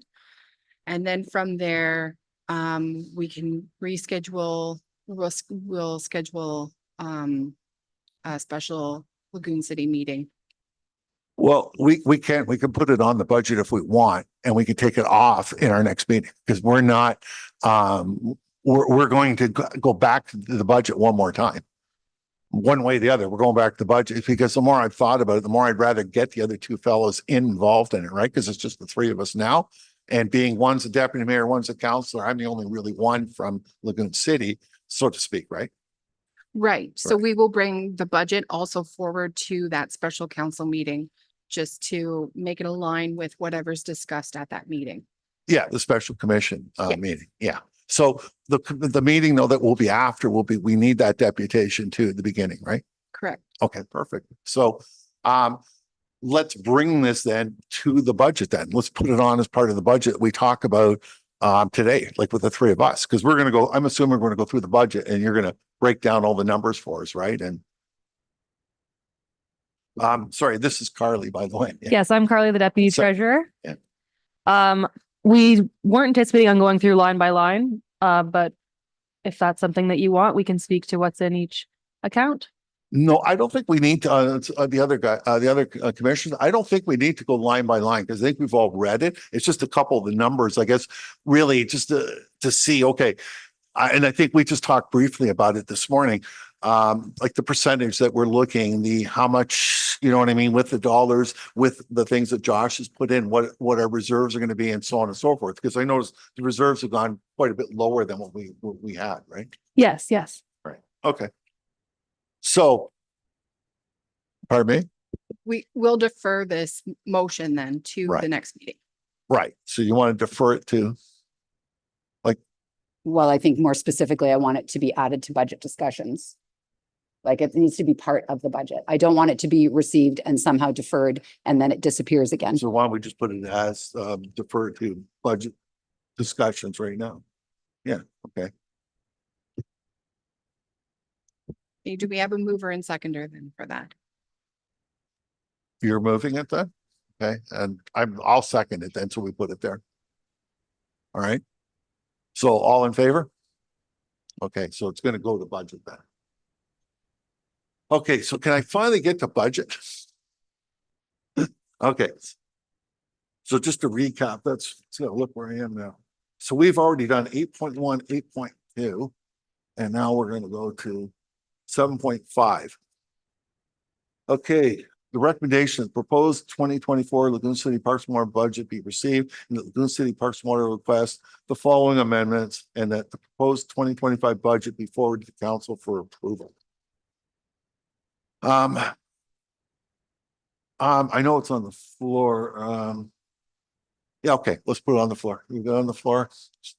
The deputy mayor seconds it. Okay, so we're finally to the budget. So did you want to just do say anything first, or?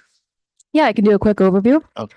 The figures that we've already populated the budget with, the LCPW levy, we have based this on a residential unit levy 3% increase from 2024. So that's $1.131 million. The unit levy cost used to be $870.48. That would be going up $26.11 up to $896.59. As we were speaking to the previous motions, I have taken note that we want to add $50,000 again for the beach cleaner. So that would be increasing the existing budget that we already see in front of us. That's what just preliminary written down. I think that motion was approved. That's at the bottom in the capital area. So Carly, Yes. what's been added here is the $50,000 Yes. and that's the beach cleaner. Is there anything else we've added in discussion? We touched on other costs that we removed, I believe, but I wanted to get clarification on the fiscal year we were going to do them in, because the pavilion we have here as 200,000. But we approved a motion to do engagement 2025, and I'm not sure if that takes the entire year to then remove this from the budget and put that in 2026. So I'm not sure. I've highlighted them, but I'm not sure on the Moby pads and the pavilion if engagement takes the full year and whether or not those are in the budget. So is the pavilion in the budget for 100 or 200? It's sitting in the budget for $200,000 now, the draft budget that we've presented. That's here, okay. So that's in there. And the Moby pads are in there too? They are in there for $30,000. So the 200,000 is pavilion. Yeah, if you want to, I got it in front of me, but yeah, you want it? You have it on your screen? I have it too, but for people at home, sure. Yeah, okay, yeah, for people in there.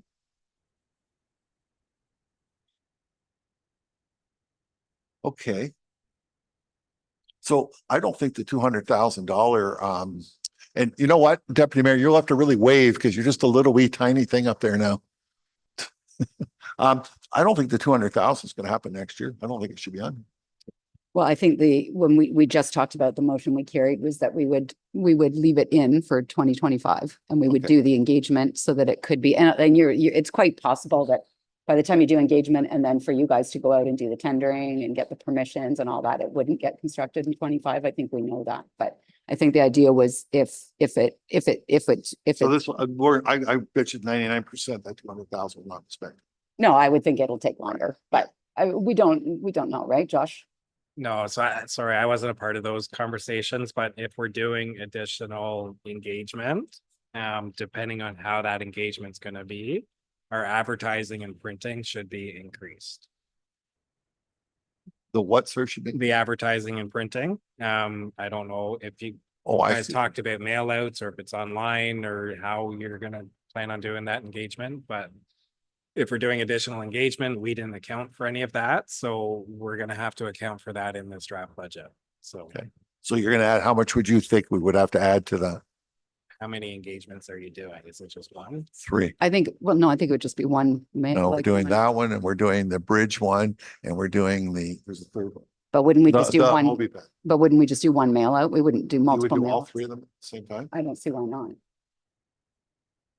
Okay, Whatever works. for so you. we'll do one, well, we'll do one at one. And what would you add to that? 10 grand, 5 grand? A couple thousand. We could look at the community, like whatever it costs for the footbridge. I don't, With the footbridge, we just did online and it wasn't all of everybody. So it'd be similar to the mail out for the weed spray. And the mail out for the weed spray was about $1,000 for. Well, that's it. yeah. Okay. Add that on then.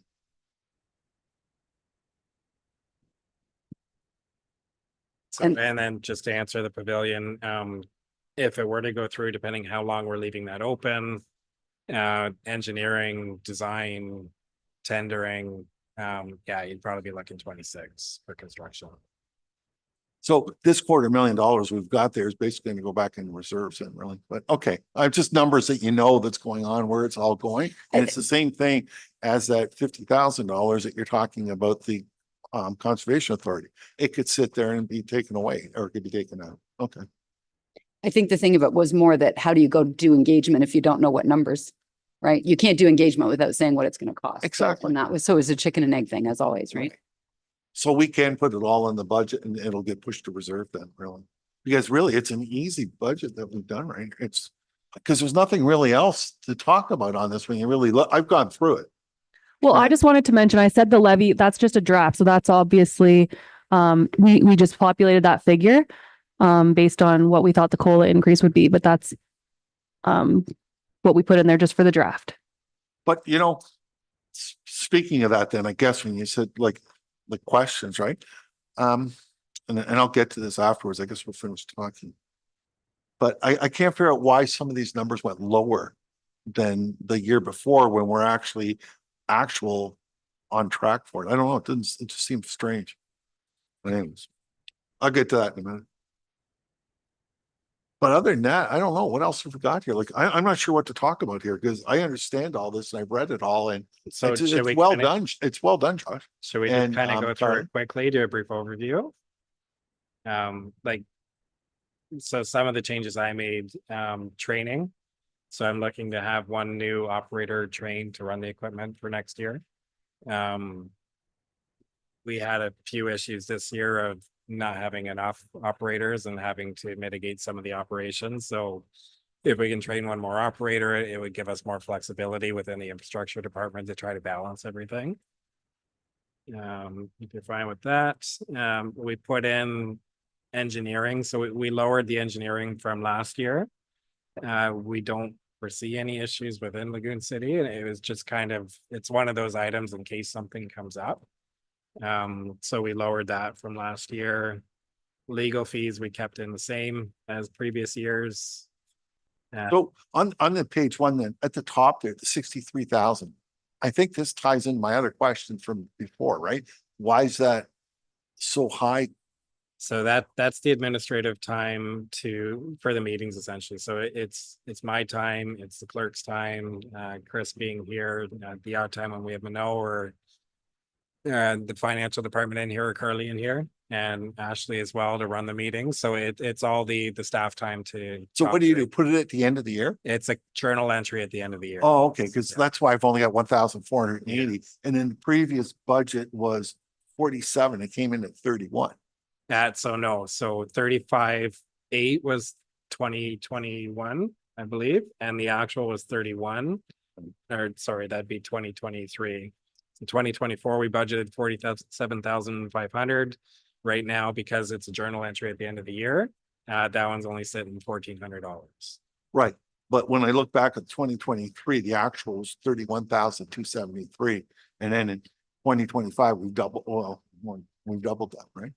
That was Yes. just the only question I had. So it's just the additional time in the meetings. Right now, there's Chris and I here. Right. And then there wasn't as much administrative with Ashley in the back either, Right. the communication side. So you're So- capturing all that now. Yes, Okay. yeah.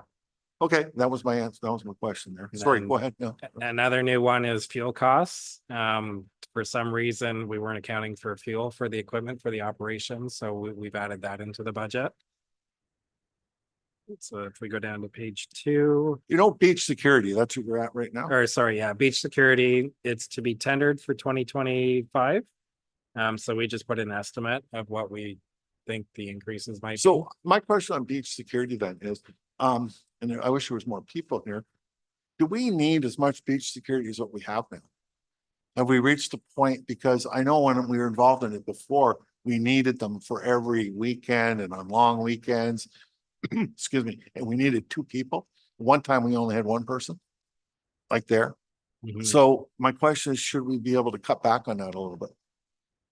And has there been- ultimately, it'd be up to the council or up to the commission to decide if you want to cut it down to 1 or keep it as status quo. Have you heard of any issues down there this year?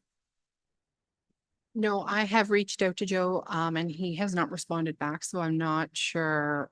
He hasn't provided me any updates of this year as of yet. Right, because I've heard of no issues down there with problems there. I haven't heard any, and but I'm not a counselor. I don't know if you've heard anything, and don't include the end of thing. Like, no. No. But in general, that area right now is the biggest problem in Lagoon City at the South Beach. And then I wish Greg were here, but on the North Beach perspective, there's still a lot of trespass.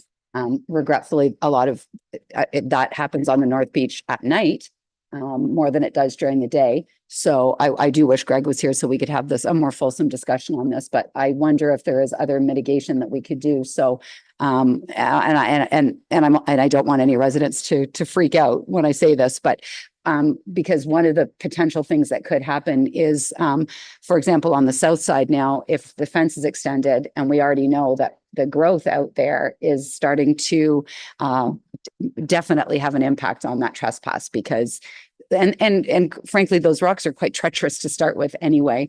We had people actually fall down through and injure themselves when we were doing cleanups out there. So it is township property.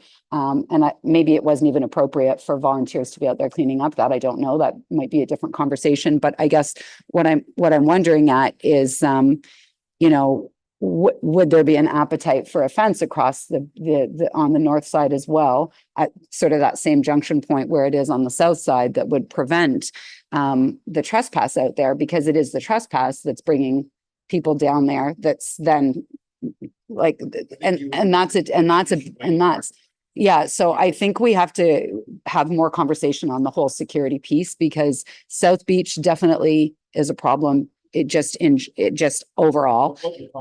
It's not really this. Because most people going up there, they're not chasing. You don't have your mic on. Oh, sorry.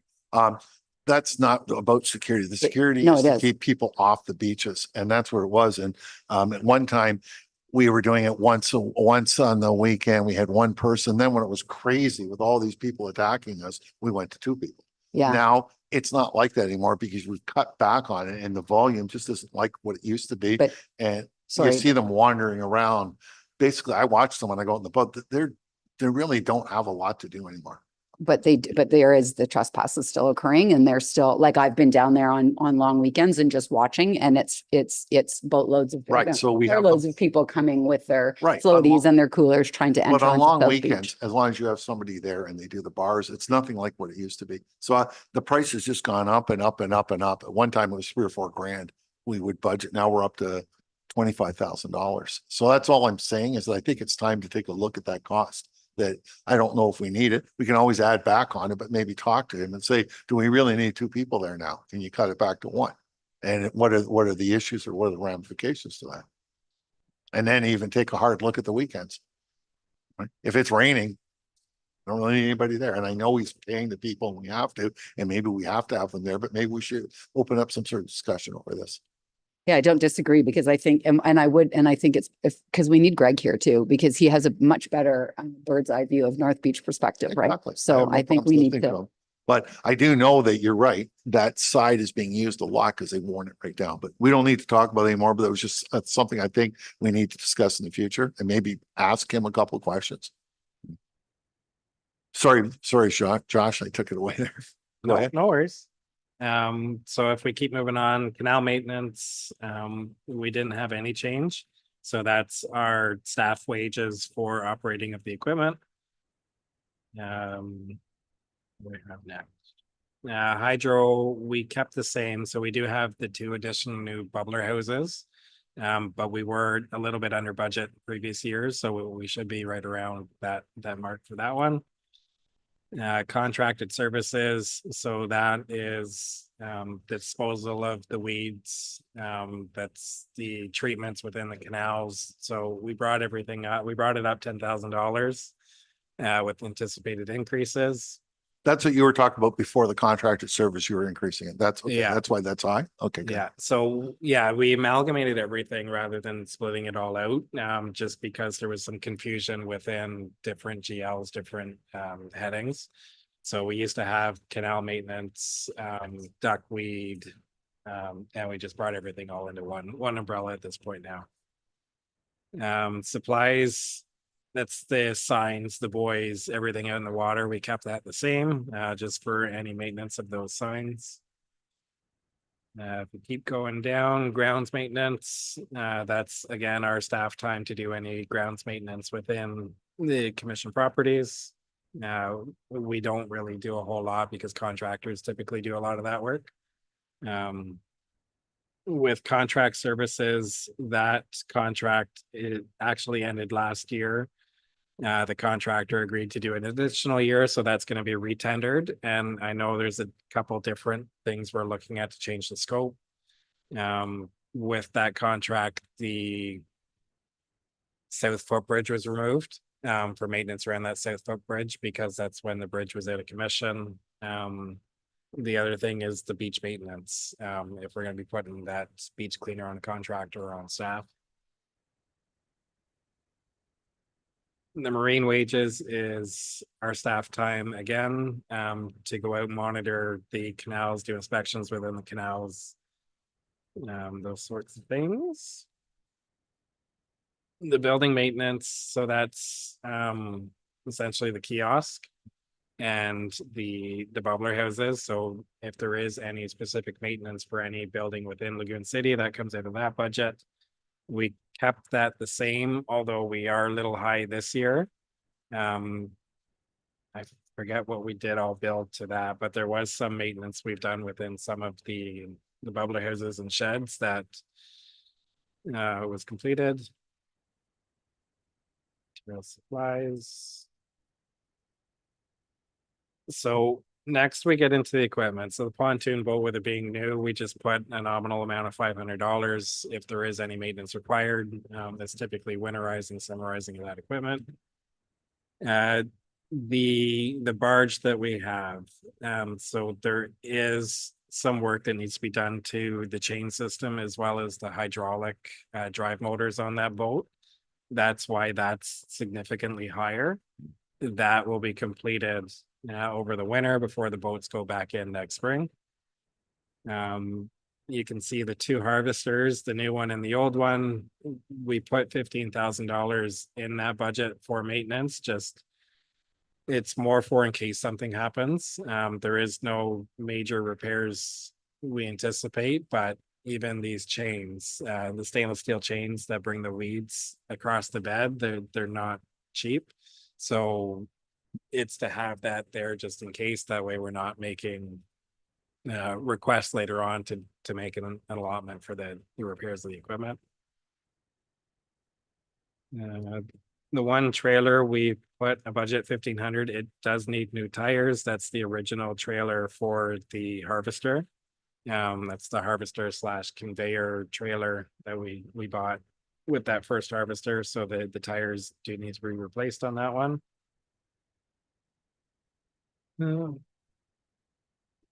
So then we get into the capital stuff. So I put $100,000 towards the clean flow expansion. That was just a number I came up with anticipation for the first stage of expansion. We do have Weeds Begone was supposed to give us an estimate today.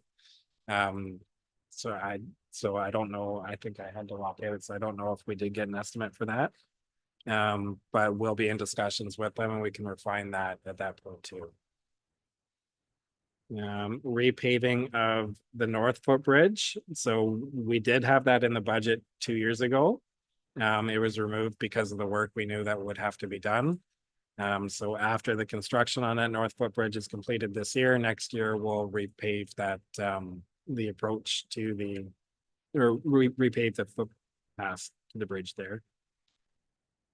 We talked about this quickly. The next one, the gondola and lagoon noise, engineering and solutions. We did have quite a significant amount to that for this year.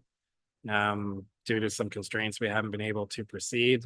So I want to move a portion of that budget forward to next year. We're anticipating about 65,000 to do our trial and error to see kind of what works the best. Footbridge fencing, there was discussion in previous meetings for that north footbridge to have it the same as the south footbridge, to have fencing up all four sides of that pathway to the bridges. So we put in 25,000 for the fencing there. That's for the north one then, the 25. The north Okay. footbridge, yeah. We did put in Lake Simcoe Conservation Authority the $55,000 for the studies of the canals. And then they've also put in, they just sent it this morning or yesterday afternoon, so it was too late to get on the agenda.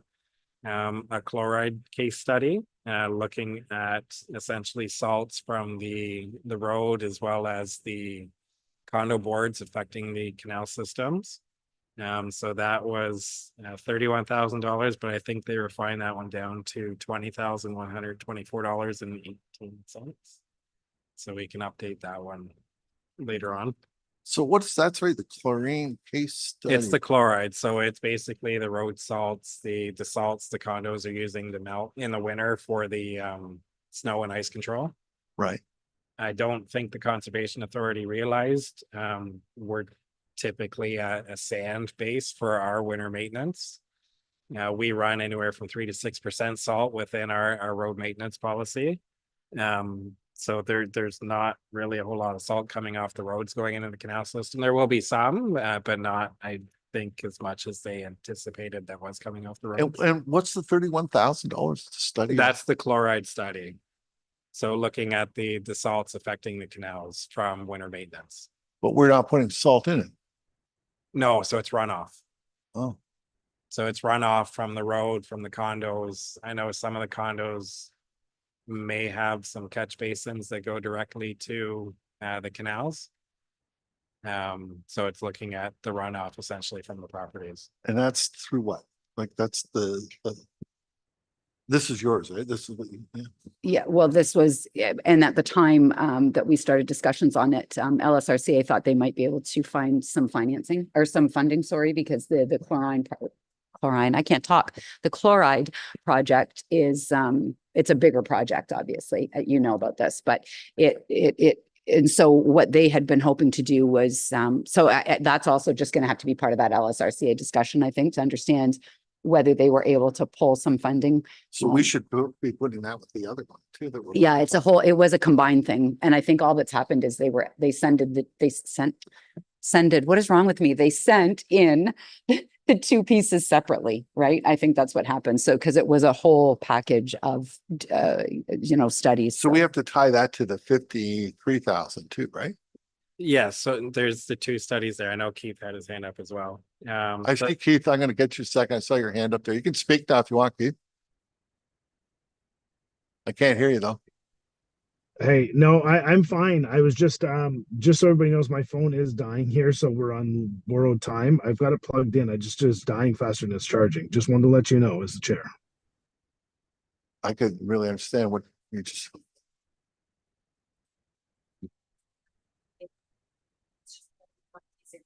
Oh, okay, all right.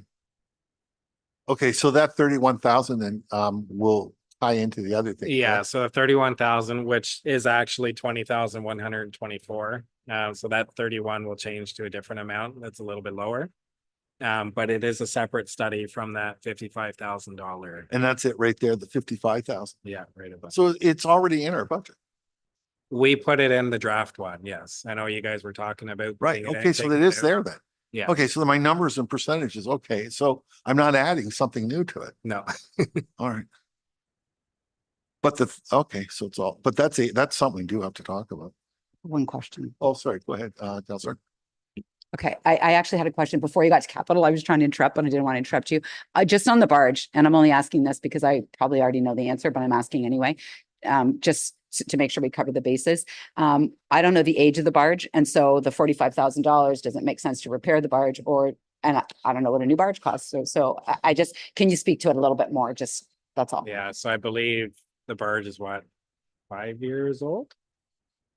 Yeah. it's Yeah, I 2015. remember. Yeah. So, and I think we're about 250,000 Canadian when we purchased that one.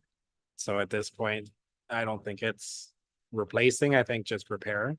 I would have to think a new one would be close to 400,000. Yes. Yeah, that's what I'm afraid of. But, and I just wasn't sure, like, because I thought if it's really, really old and we're spending 45,000, Yeah, right, no, it's just not speak that to it. old. Yeah. Yeah, It's So well used though. That's it's the well thing. used, yeah. Yeah. And so talking about all that, just going back, because I'd held back on the clean flow system, going back, you've got the $100,000 in it. That's the estimate to do that, the red, I'll call it the red, right? That's what you figure? Yeah, so the first year, the first phase of that expansion would be off that north end of the gondola system that we just put in and bringing it up towards 100 Laguna essentially. Okay, yeah, because I wouldn't mind, not today, but soon or next couple months, is to talk a little more in detail on that whole map and what's there. Because there's a couple questions I have, and I won't waste our time now on it, but a couple questions on, whether or not we can use the one pump and some of the things Nick said. So I wouldn't mind sitting down and just going over that. Yeah, and that was meetings I was trying to set up with Weeds Begone to see what our options were. That way we can kind of plan for future years. So I know when we designed most of these systems, we did design them for expansion. So we're just trying to utilize what we have other than the one that's in Pike Lagoon. If we were to expand anything there, we're going to have to put in a whole new system up there. We can use the diffusers that are in the water, but the pump system would have to be Right, but upgraded. remember to add in canoe. That's what we were talking about. Wrap Yeah. that around. That's because that's got to be part of it too. Yeah, Yeah. and I think that was year 2. So that'd be 2020. It didn't wrap around though when we're looking at the map. It just wasn't there, right? So we'll do that Oh, next time. I think the maps. Okay, yeah, we can look into that. Yeah, so. okay. Yeah, it doesn't need to be talked about now. Sorry, I lost my place. Moved around. We got the signage in here. But everything's. So yeah, the next one we move on to. associated. So it looks like we've lost Key. Okay, good. Wait, Okay. I'm here. I'm conserving energy. I'll come on when I got a vote. Just wanted to say that. Oh, okay, perfect. I'm just concerned that we won't have quorum if we do lose him, so we can keep. Perfect, thank you.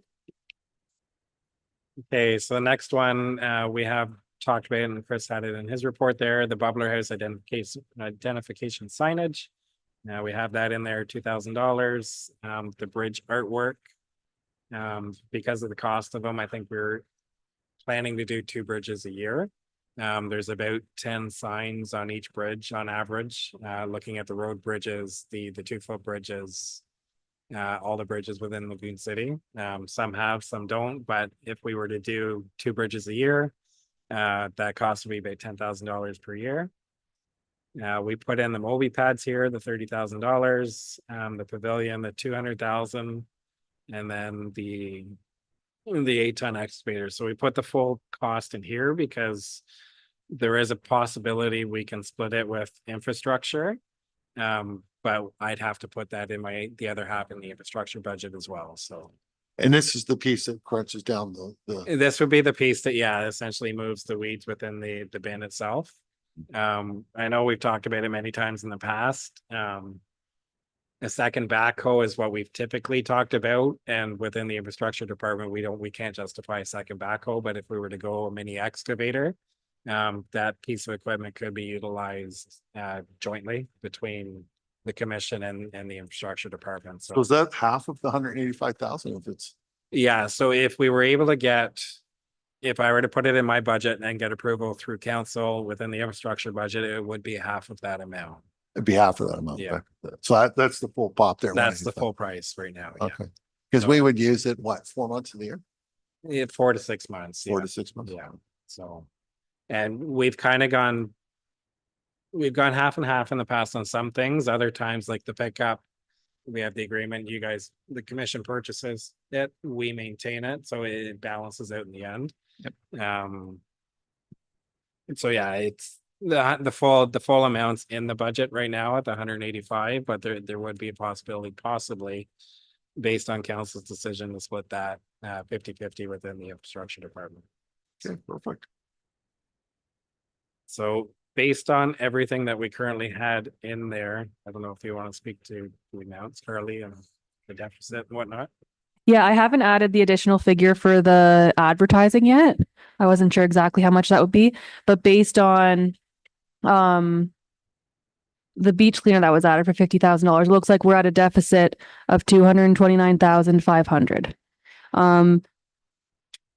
Pulling from reserves would be putting reserves in a pretty poor position. We don't have a lot of reserves left there to cover that large of a deficit, and I wouldn't be able to project the final position of LCBW's 2024 year end. Like if we were on budget for everything, there would be no impact to the reserve projection right now. But if we're over budget in some areas, it doesn't leave a lot of wiggle room if we were to proceed with the deficit now and pull everything from reserves.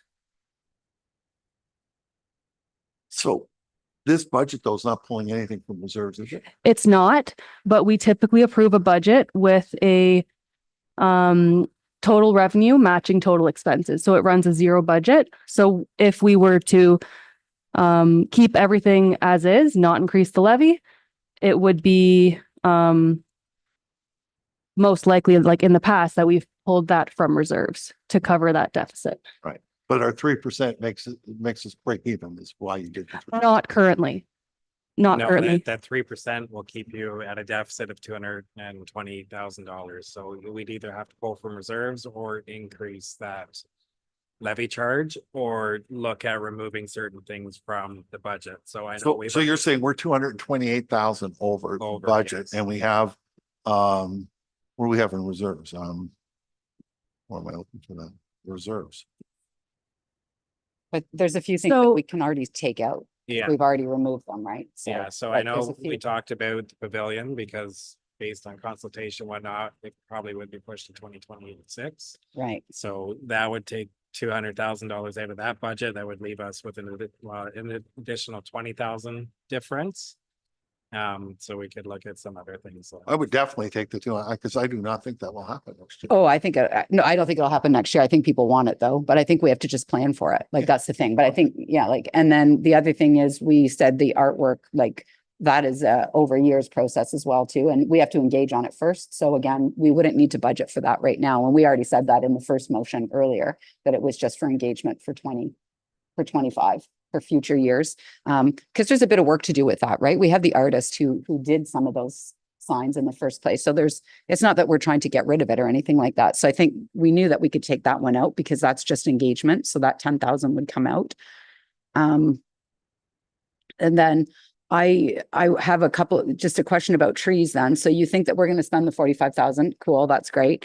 But when we talked about the North Footbridge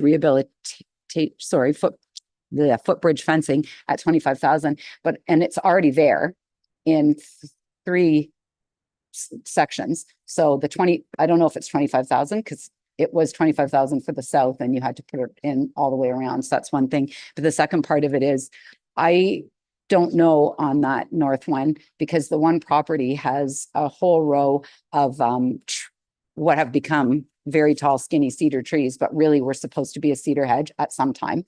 And I actually don't know where those trees are. Like, are they on the private property or are they on Parks and Waterways property? I don't even know. So I mean, we need to finish the fences. I agree, but I don't know. Is there a bigger, like, I don't know how to treat that.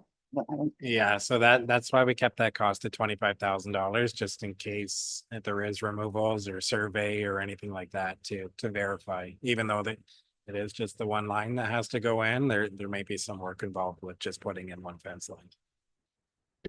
And then also on that note, on those on that footbridge on the opposite side, then the north side, there.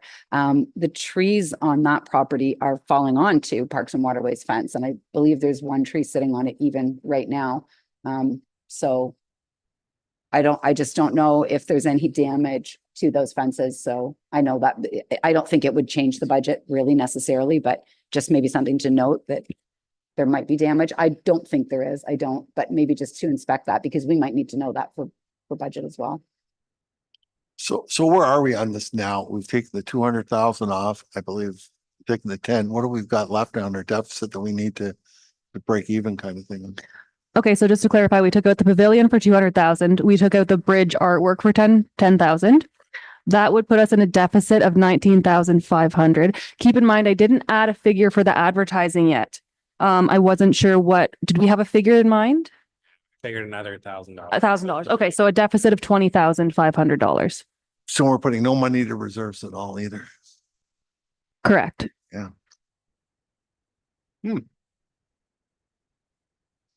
So I think the question is always coming back to the excavator, right? So I think it's the same as other items where that purchase maybe is dependent on whether the township wants to share the cost. And if they don't, then because I can't remember the rental. Yeah, the rental were 30, I think 3,600 a month. So For 6 months, for 4 months, because we do that one. 25,000. Yeah, see, it paid for itself if we bought one back a long time ago. Yeah, but we didn't. So that's the thing is we're here now. Again, these are just these legacy things, right? So Why don't we? Oh, sorry, Deputy Mayor. Yeah, I'm just wondering, we're talking about being a $20,000 deficit. We just approved that to push forward the testing with the Lake Simcoe. That was 54,000. All we have to do is pull that out and we're back in the good.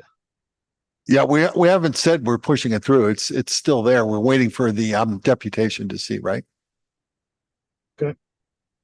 Yeah, the only other recommendation with the excavator, if we pull that and then put money into reserves, because we have been drawing on reserves quite a bit. So that's an option there as well. So because right now we don't have anything being put into reserves either. So. Yeah. And our reserves, we've been drawing on it for the last, couple of years. I don't think we put anything in the last because we're buying equipment every year. No, I don't believe we put anything in for the past 3 or 4 years. So other than any surplus left over at the You know what, though, that 185,000, unless we can go 50%, because I think if we went 50%, I would for sure buy it then, right? Because there's, 25, 30,000 right off the bat, right? It's way to go. Yeah. I just think it's a big, if it's going to be a shared expense and it makes sense from both perspectives, from the township and the Parks and Waterways perspective, then I think it's the smart thing to do.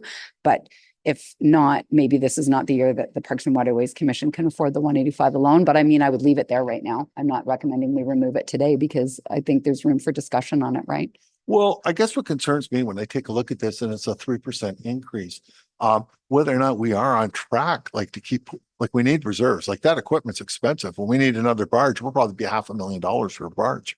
And we've got to be putting reserves away. We cannot keep going on with no reserves. So maybe we could take a hard look at it this year, but next year we may have to increase it by a lot more than the cost of living if we're not getting our reserves put away. Something's going wrong.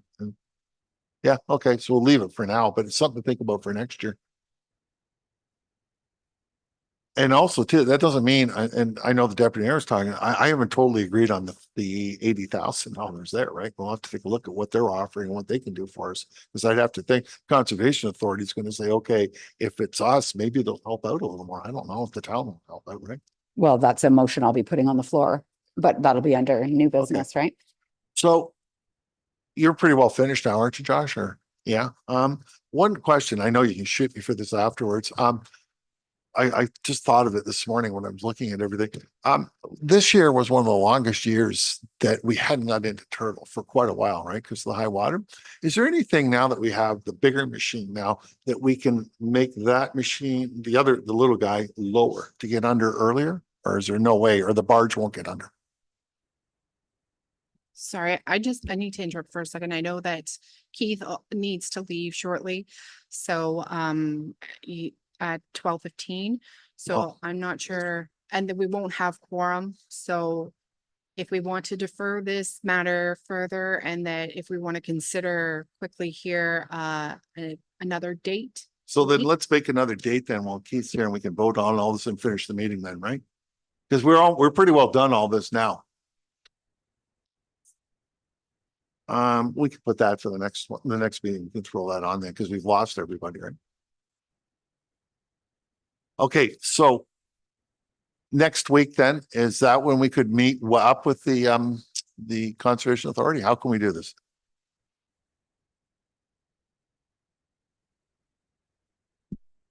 Through your chair, I'd have to reach out to them to see if they are able to come and meet with you. So I can send out notice if you have any unavailable times. I know Mr. Kavanaugh just explained now that he has no availability next week.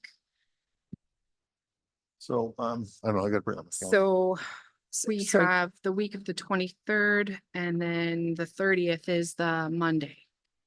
I'm just, could we not, but shouldn't we just finish our budget motion before we worry about the next item?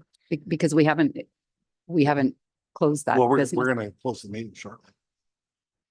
But I think because Keith has to. He's leave. gotta go. Yeah. So then shouldn't we finish the So, yeah, budget if you motion? finish Okay, the motion, so let's finish the then- budget motion, then we'll move to them. Okay. So, Because we pulled things out, right? So we need to have those amendments read back Right. to us, is the thing. So the motion reads that the proposed 2024 LCPW budget be received, and that the LCPW request the following amendments: $1,000 be added to the advertising and printing budget for community engagement for Moby Mats, a pavilion and bridge signage. And that we remove the pavilion and bridge artwork from the draft budget. And that the final 2025 budget deliberations be discussed at a special Lagoon City meeting that will be held prior to September 30th budget deadline. so you got everything that we removed from there? The only thing that wasn't mentioned here, but just to clarify, it was a motion previously, was the $50,000 beach cleaner re-added to 2025. But I think that it's a previous motion. That's fine. It's just a carryover. Yes. Okay. Thank you. Okay, so now saying that to Amber, I think the motion that we gotta watch out because it said the recommendation is the proposed 24 of the budget be received in the Lagoon City Park West, the following amendments, which we've done, and then the proposed budget be forward to council for approval. We'll have to take that out, right? She's just amending. Put in the Okay. 50. Okay, sorry, Amber, I'll wait till you finish the amendment.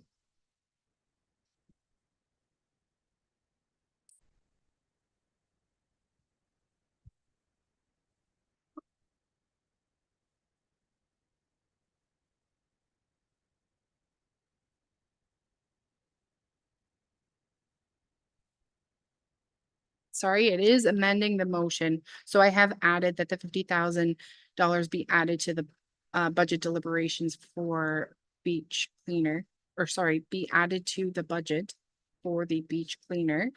And that the final part of that resolution is that the final 2025 budget deliberations be discussed at the special Lagoon City meeting that is held prior to September 30th. Okay, so that, you guys are okay with that? Sherry, yeah. And so all in favor then, because we're finished with this now till the next, all in favor? Yeah, that's passed now. No, I think, Keith has, or the deputy mayor has to go. If it's quick, Sherry, you're just asking for the report. I'll wait so we can get that approved for you. I don't want to leave you hanging with that last item. Oh, it would, the concrete blocks, that's all it is. And because it's Okay, not. do you want me to put that on the floor? Yeah, sure. I'll put it on the floor, and then if it's a real quick discussion, I'll hang in so we can get it voted on, Sherry, and then we can get it passed for you. Okay, it's, I get a think we're report? gonna get a report on it, but 9.1 concrete blocks, Lagoon offloading site. Recommendation staff investigate and provide a report on the concrete blocks located at the former offloading site. Yeah, so that was just, I think they were there from when the Let you- offloading site was there. That's all. it Yeah, was. they were there from the offloading site, but when we packed things up, it was a request of the owner to leave them there because we did make kind of a boat launch. And he didn't want people using the property for a boat launch, so. So those are our blocks then, Josh? They are, because you used to put them right out in the road to stop people from driving in, right? Yeah, so with the spring and when we weren't on site, we moved them up towards the road, and when we were off site, we left them to block what we had as a ramp to get access to water. So then to a certain extent, it's their problem because it's private property, or do you need to take them off? It is private property, but it was a request because we didn't pay to rent the area. It was a request to leave them there. So I guess the question just is, and so, I mean, this is a bigger question, obviously, then, because I didn't know that the owner, private property owner asked for them to be there, but they're a safety concern because that's exactly where snowmobiles exit the lagoons in the winter, right or wrong. That's what they do. And so, I mean, I guess if the private landowner wants to have the liability, but then I just don't know about it, right? Because if Parks and Waterways has, like, if we've placed them there, or maybe it just goes now to the township discussion probably. So maybe we request, maybe that's the motion then. It's just that we request for this discussion to be brought at council because yeah, I don't want to see somebody come off, they're going to get killed. They'll drive straight into it and be killed by it. Yeah, so it is private property. We can reach out to the landowner to see if they want them removed. If they don't, then it's private property. It's civil at that point. So can we just send it to council then? Because it would be a different discussion because at council, it would be different because I'd I be don't think it saying, has I don't really want. much to do with us. Yeah, that's what I mean. We're So, done. because, Yeah. yeah, because I wouldn't want our liability from the township, right? So. Yeah, I don't think there's any liability because it's private property on the township standpoint. Even with, when we were using it, we didn't really have a formal agreement when we were removed from the site. There was a request to leave the blocks there. So I can reach out to the landowner to see if he wants them or not. And if not, we'll remove them. If he does, then it's civil with we wouldn't have any liability, in my opinion. So. Yeah, that's what, because like if he wants blocks there, he should put his own, he, she, they. You know what I mean? So that's why I'm saying maybe it's a council discussion. So maybe we should just, Yeah, let's I'll bring it back there. Like, so can we just put that motion on the floor that we bring it to council for discussion? staff investigate, and provide a report on the concrete block. So really, we don't need a report or anything because we've already got it. So basically, we're going to receive this information. You take it to council then, right? Okay, so can we just change that to we receive this information? Okay. Yep. And now I'm just going to jump past the rest of this, and I don't know if we talk about this in the next meeting, but I'm going to do the adjournment now. We got to vote on that first. Oh, sorry. So what we're going to do is take this information, Amber. Okay, all in favor for that? Okay, that's passed. Recommendation, that Lagoon City Parks and Waterways Commission adjourn at 12:19. We want to put that on the floor. I just was gonna say, but I was like, I wanted to move the October 10. So as long as we can agree to do that by email. We're going to do it next week. Yeah, all right? I'm good with that, folks. I just got a 12:30 I got to get ready for, so that's why I'm Yeah. in a rush. So if we can just follow up by email with that so that, because I have to know something by tomorrow or whatever. So. Okay, I'm good with any of those dates that you put, so it doesn't Okay. matter. to All me. right, cool. Okay, so we'll follow up by email if we can just do that. Okay, thank you, Deputy Mayor. Have a good afternoon. And so Thank you. anyways, so who's putting it forward to adjourn here? You put it first, second by the Deputy Mayor. All in favor at 12:20 now. All right, that's passed.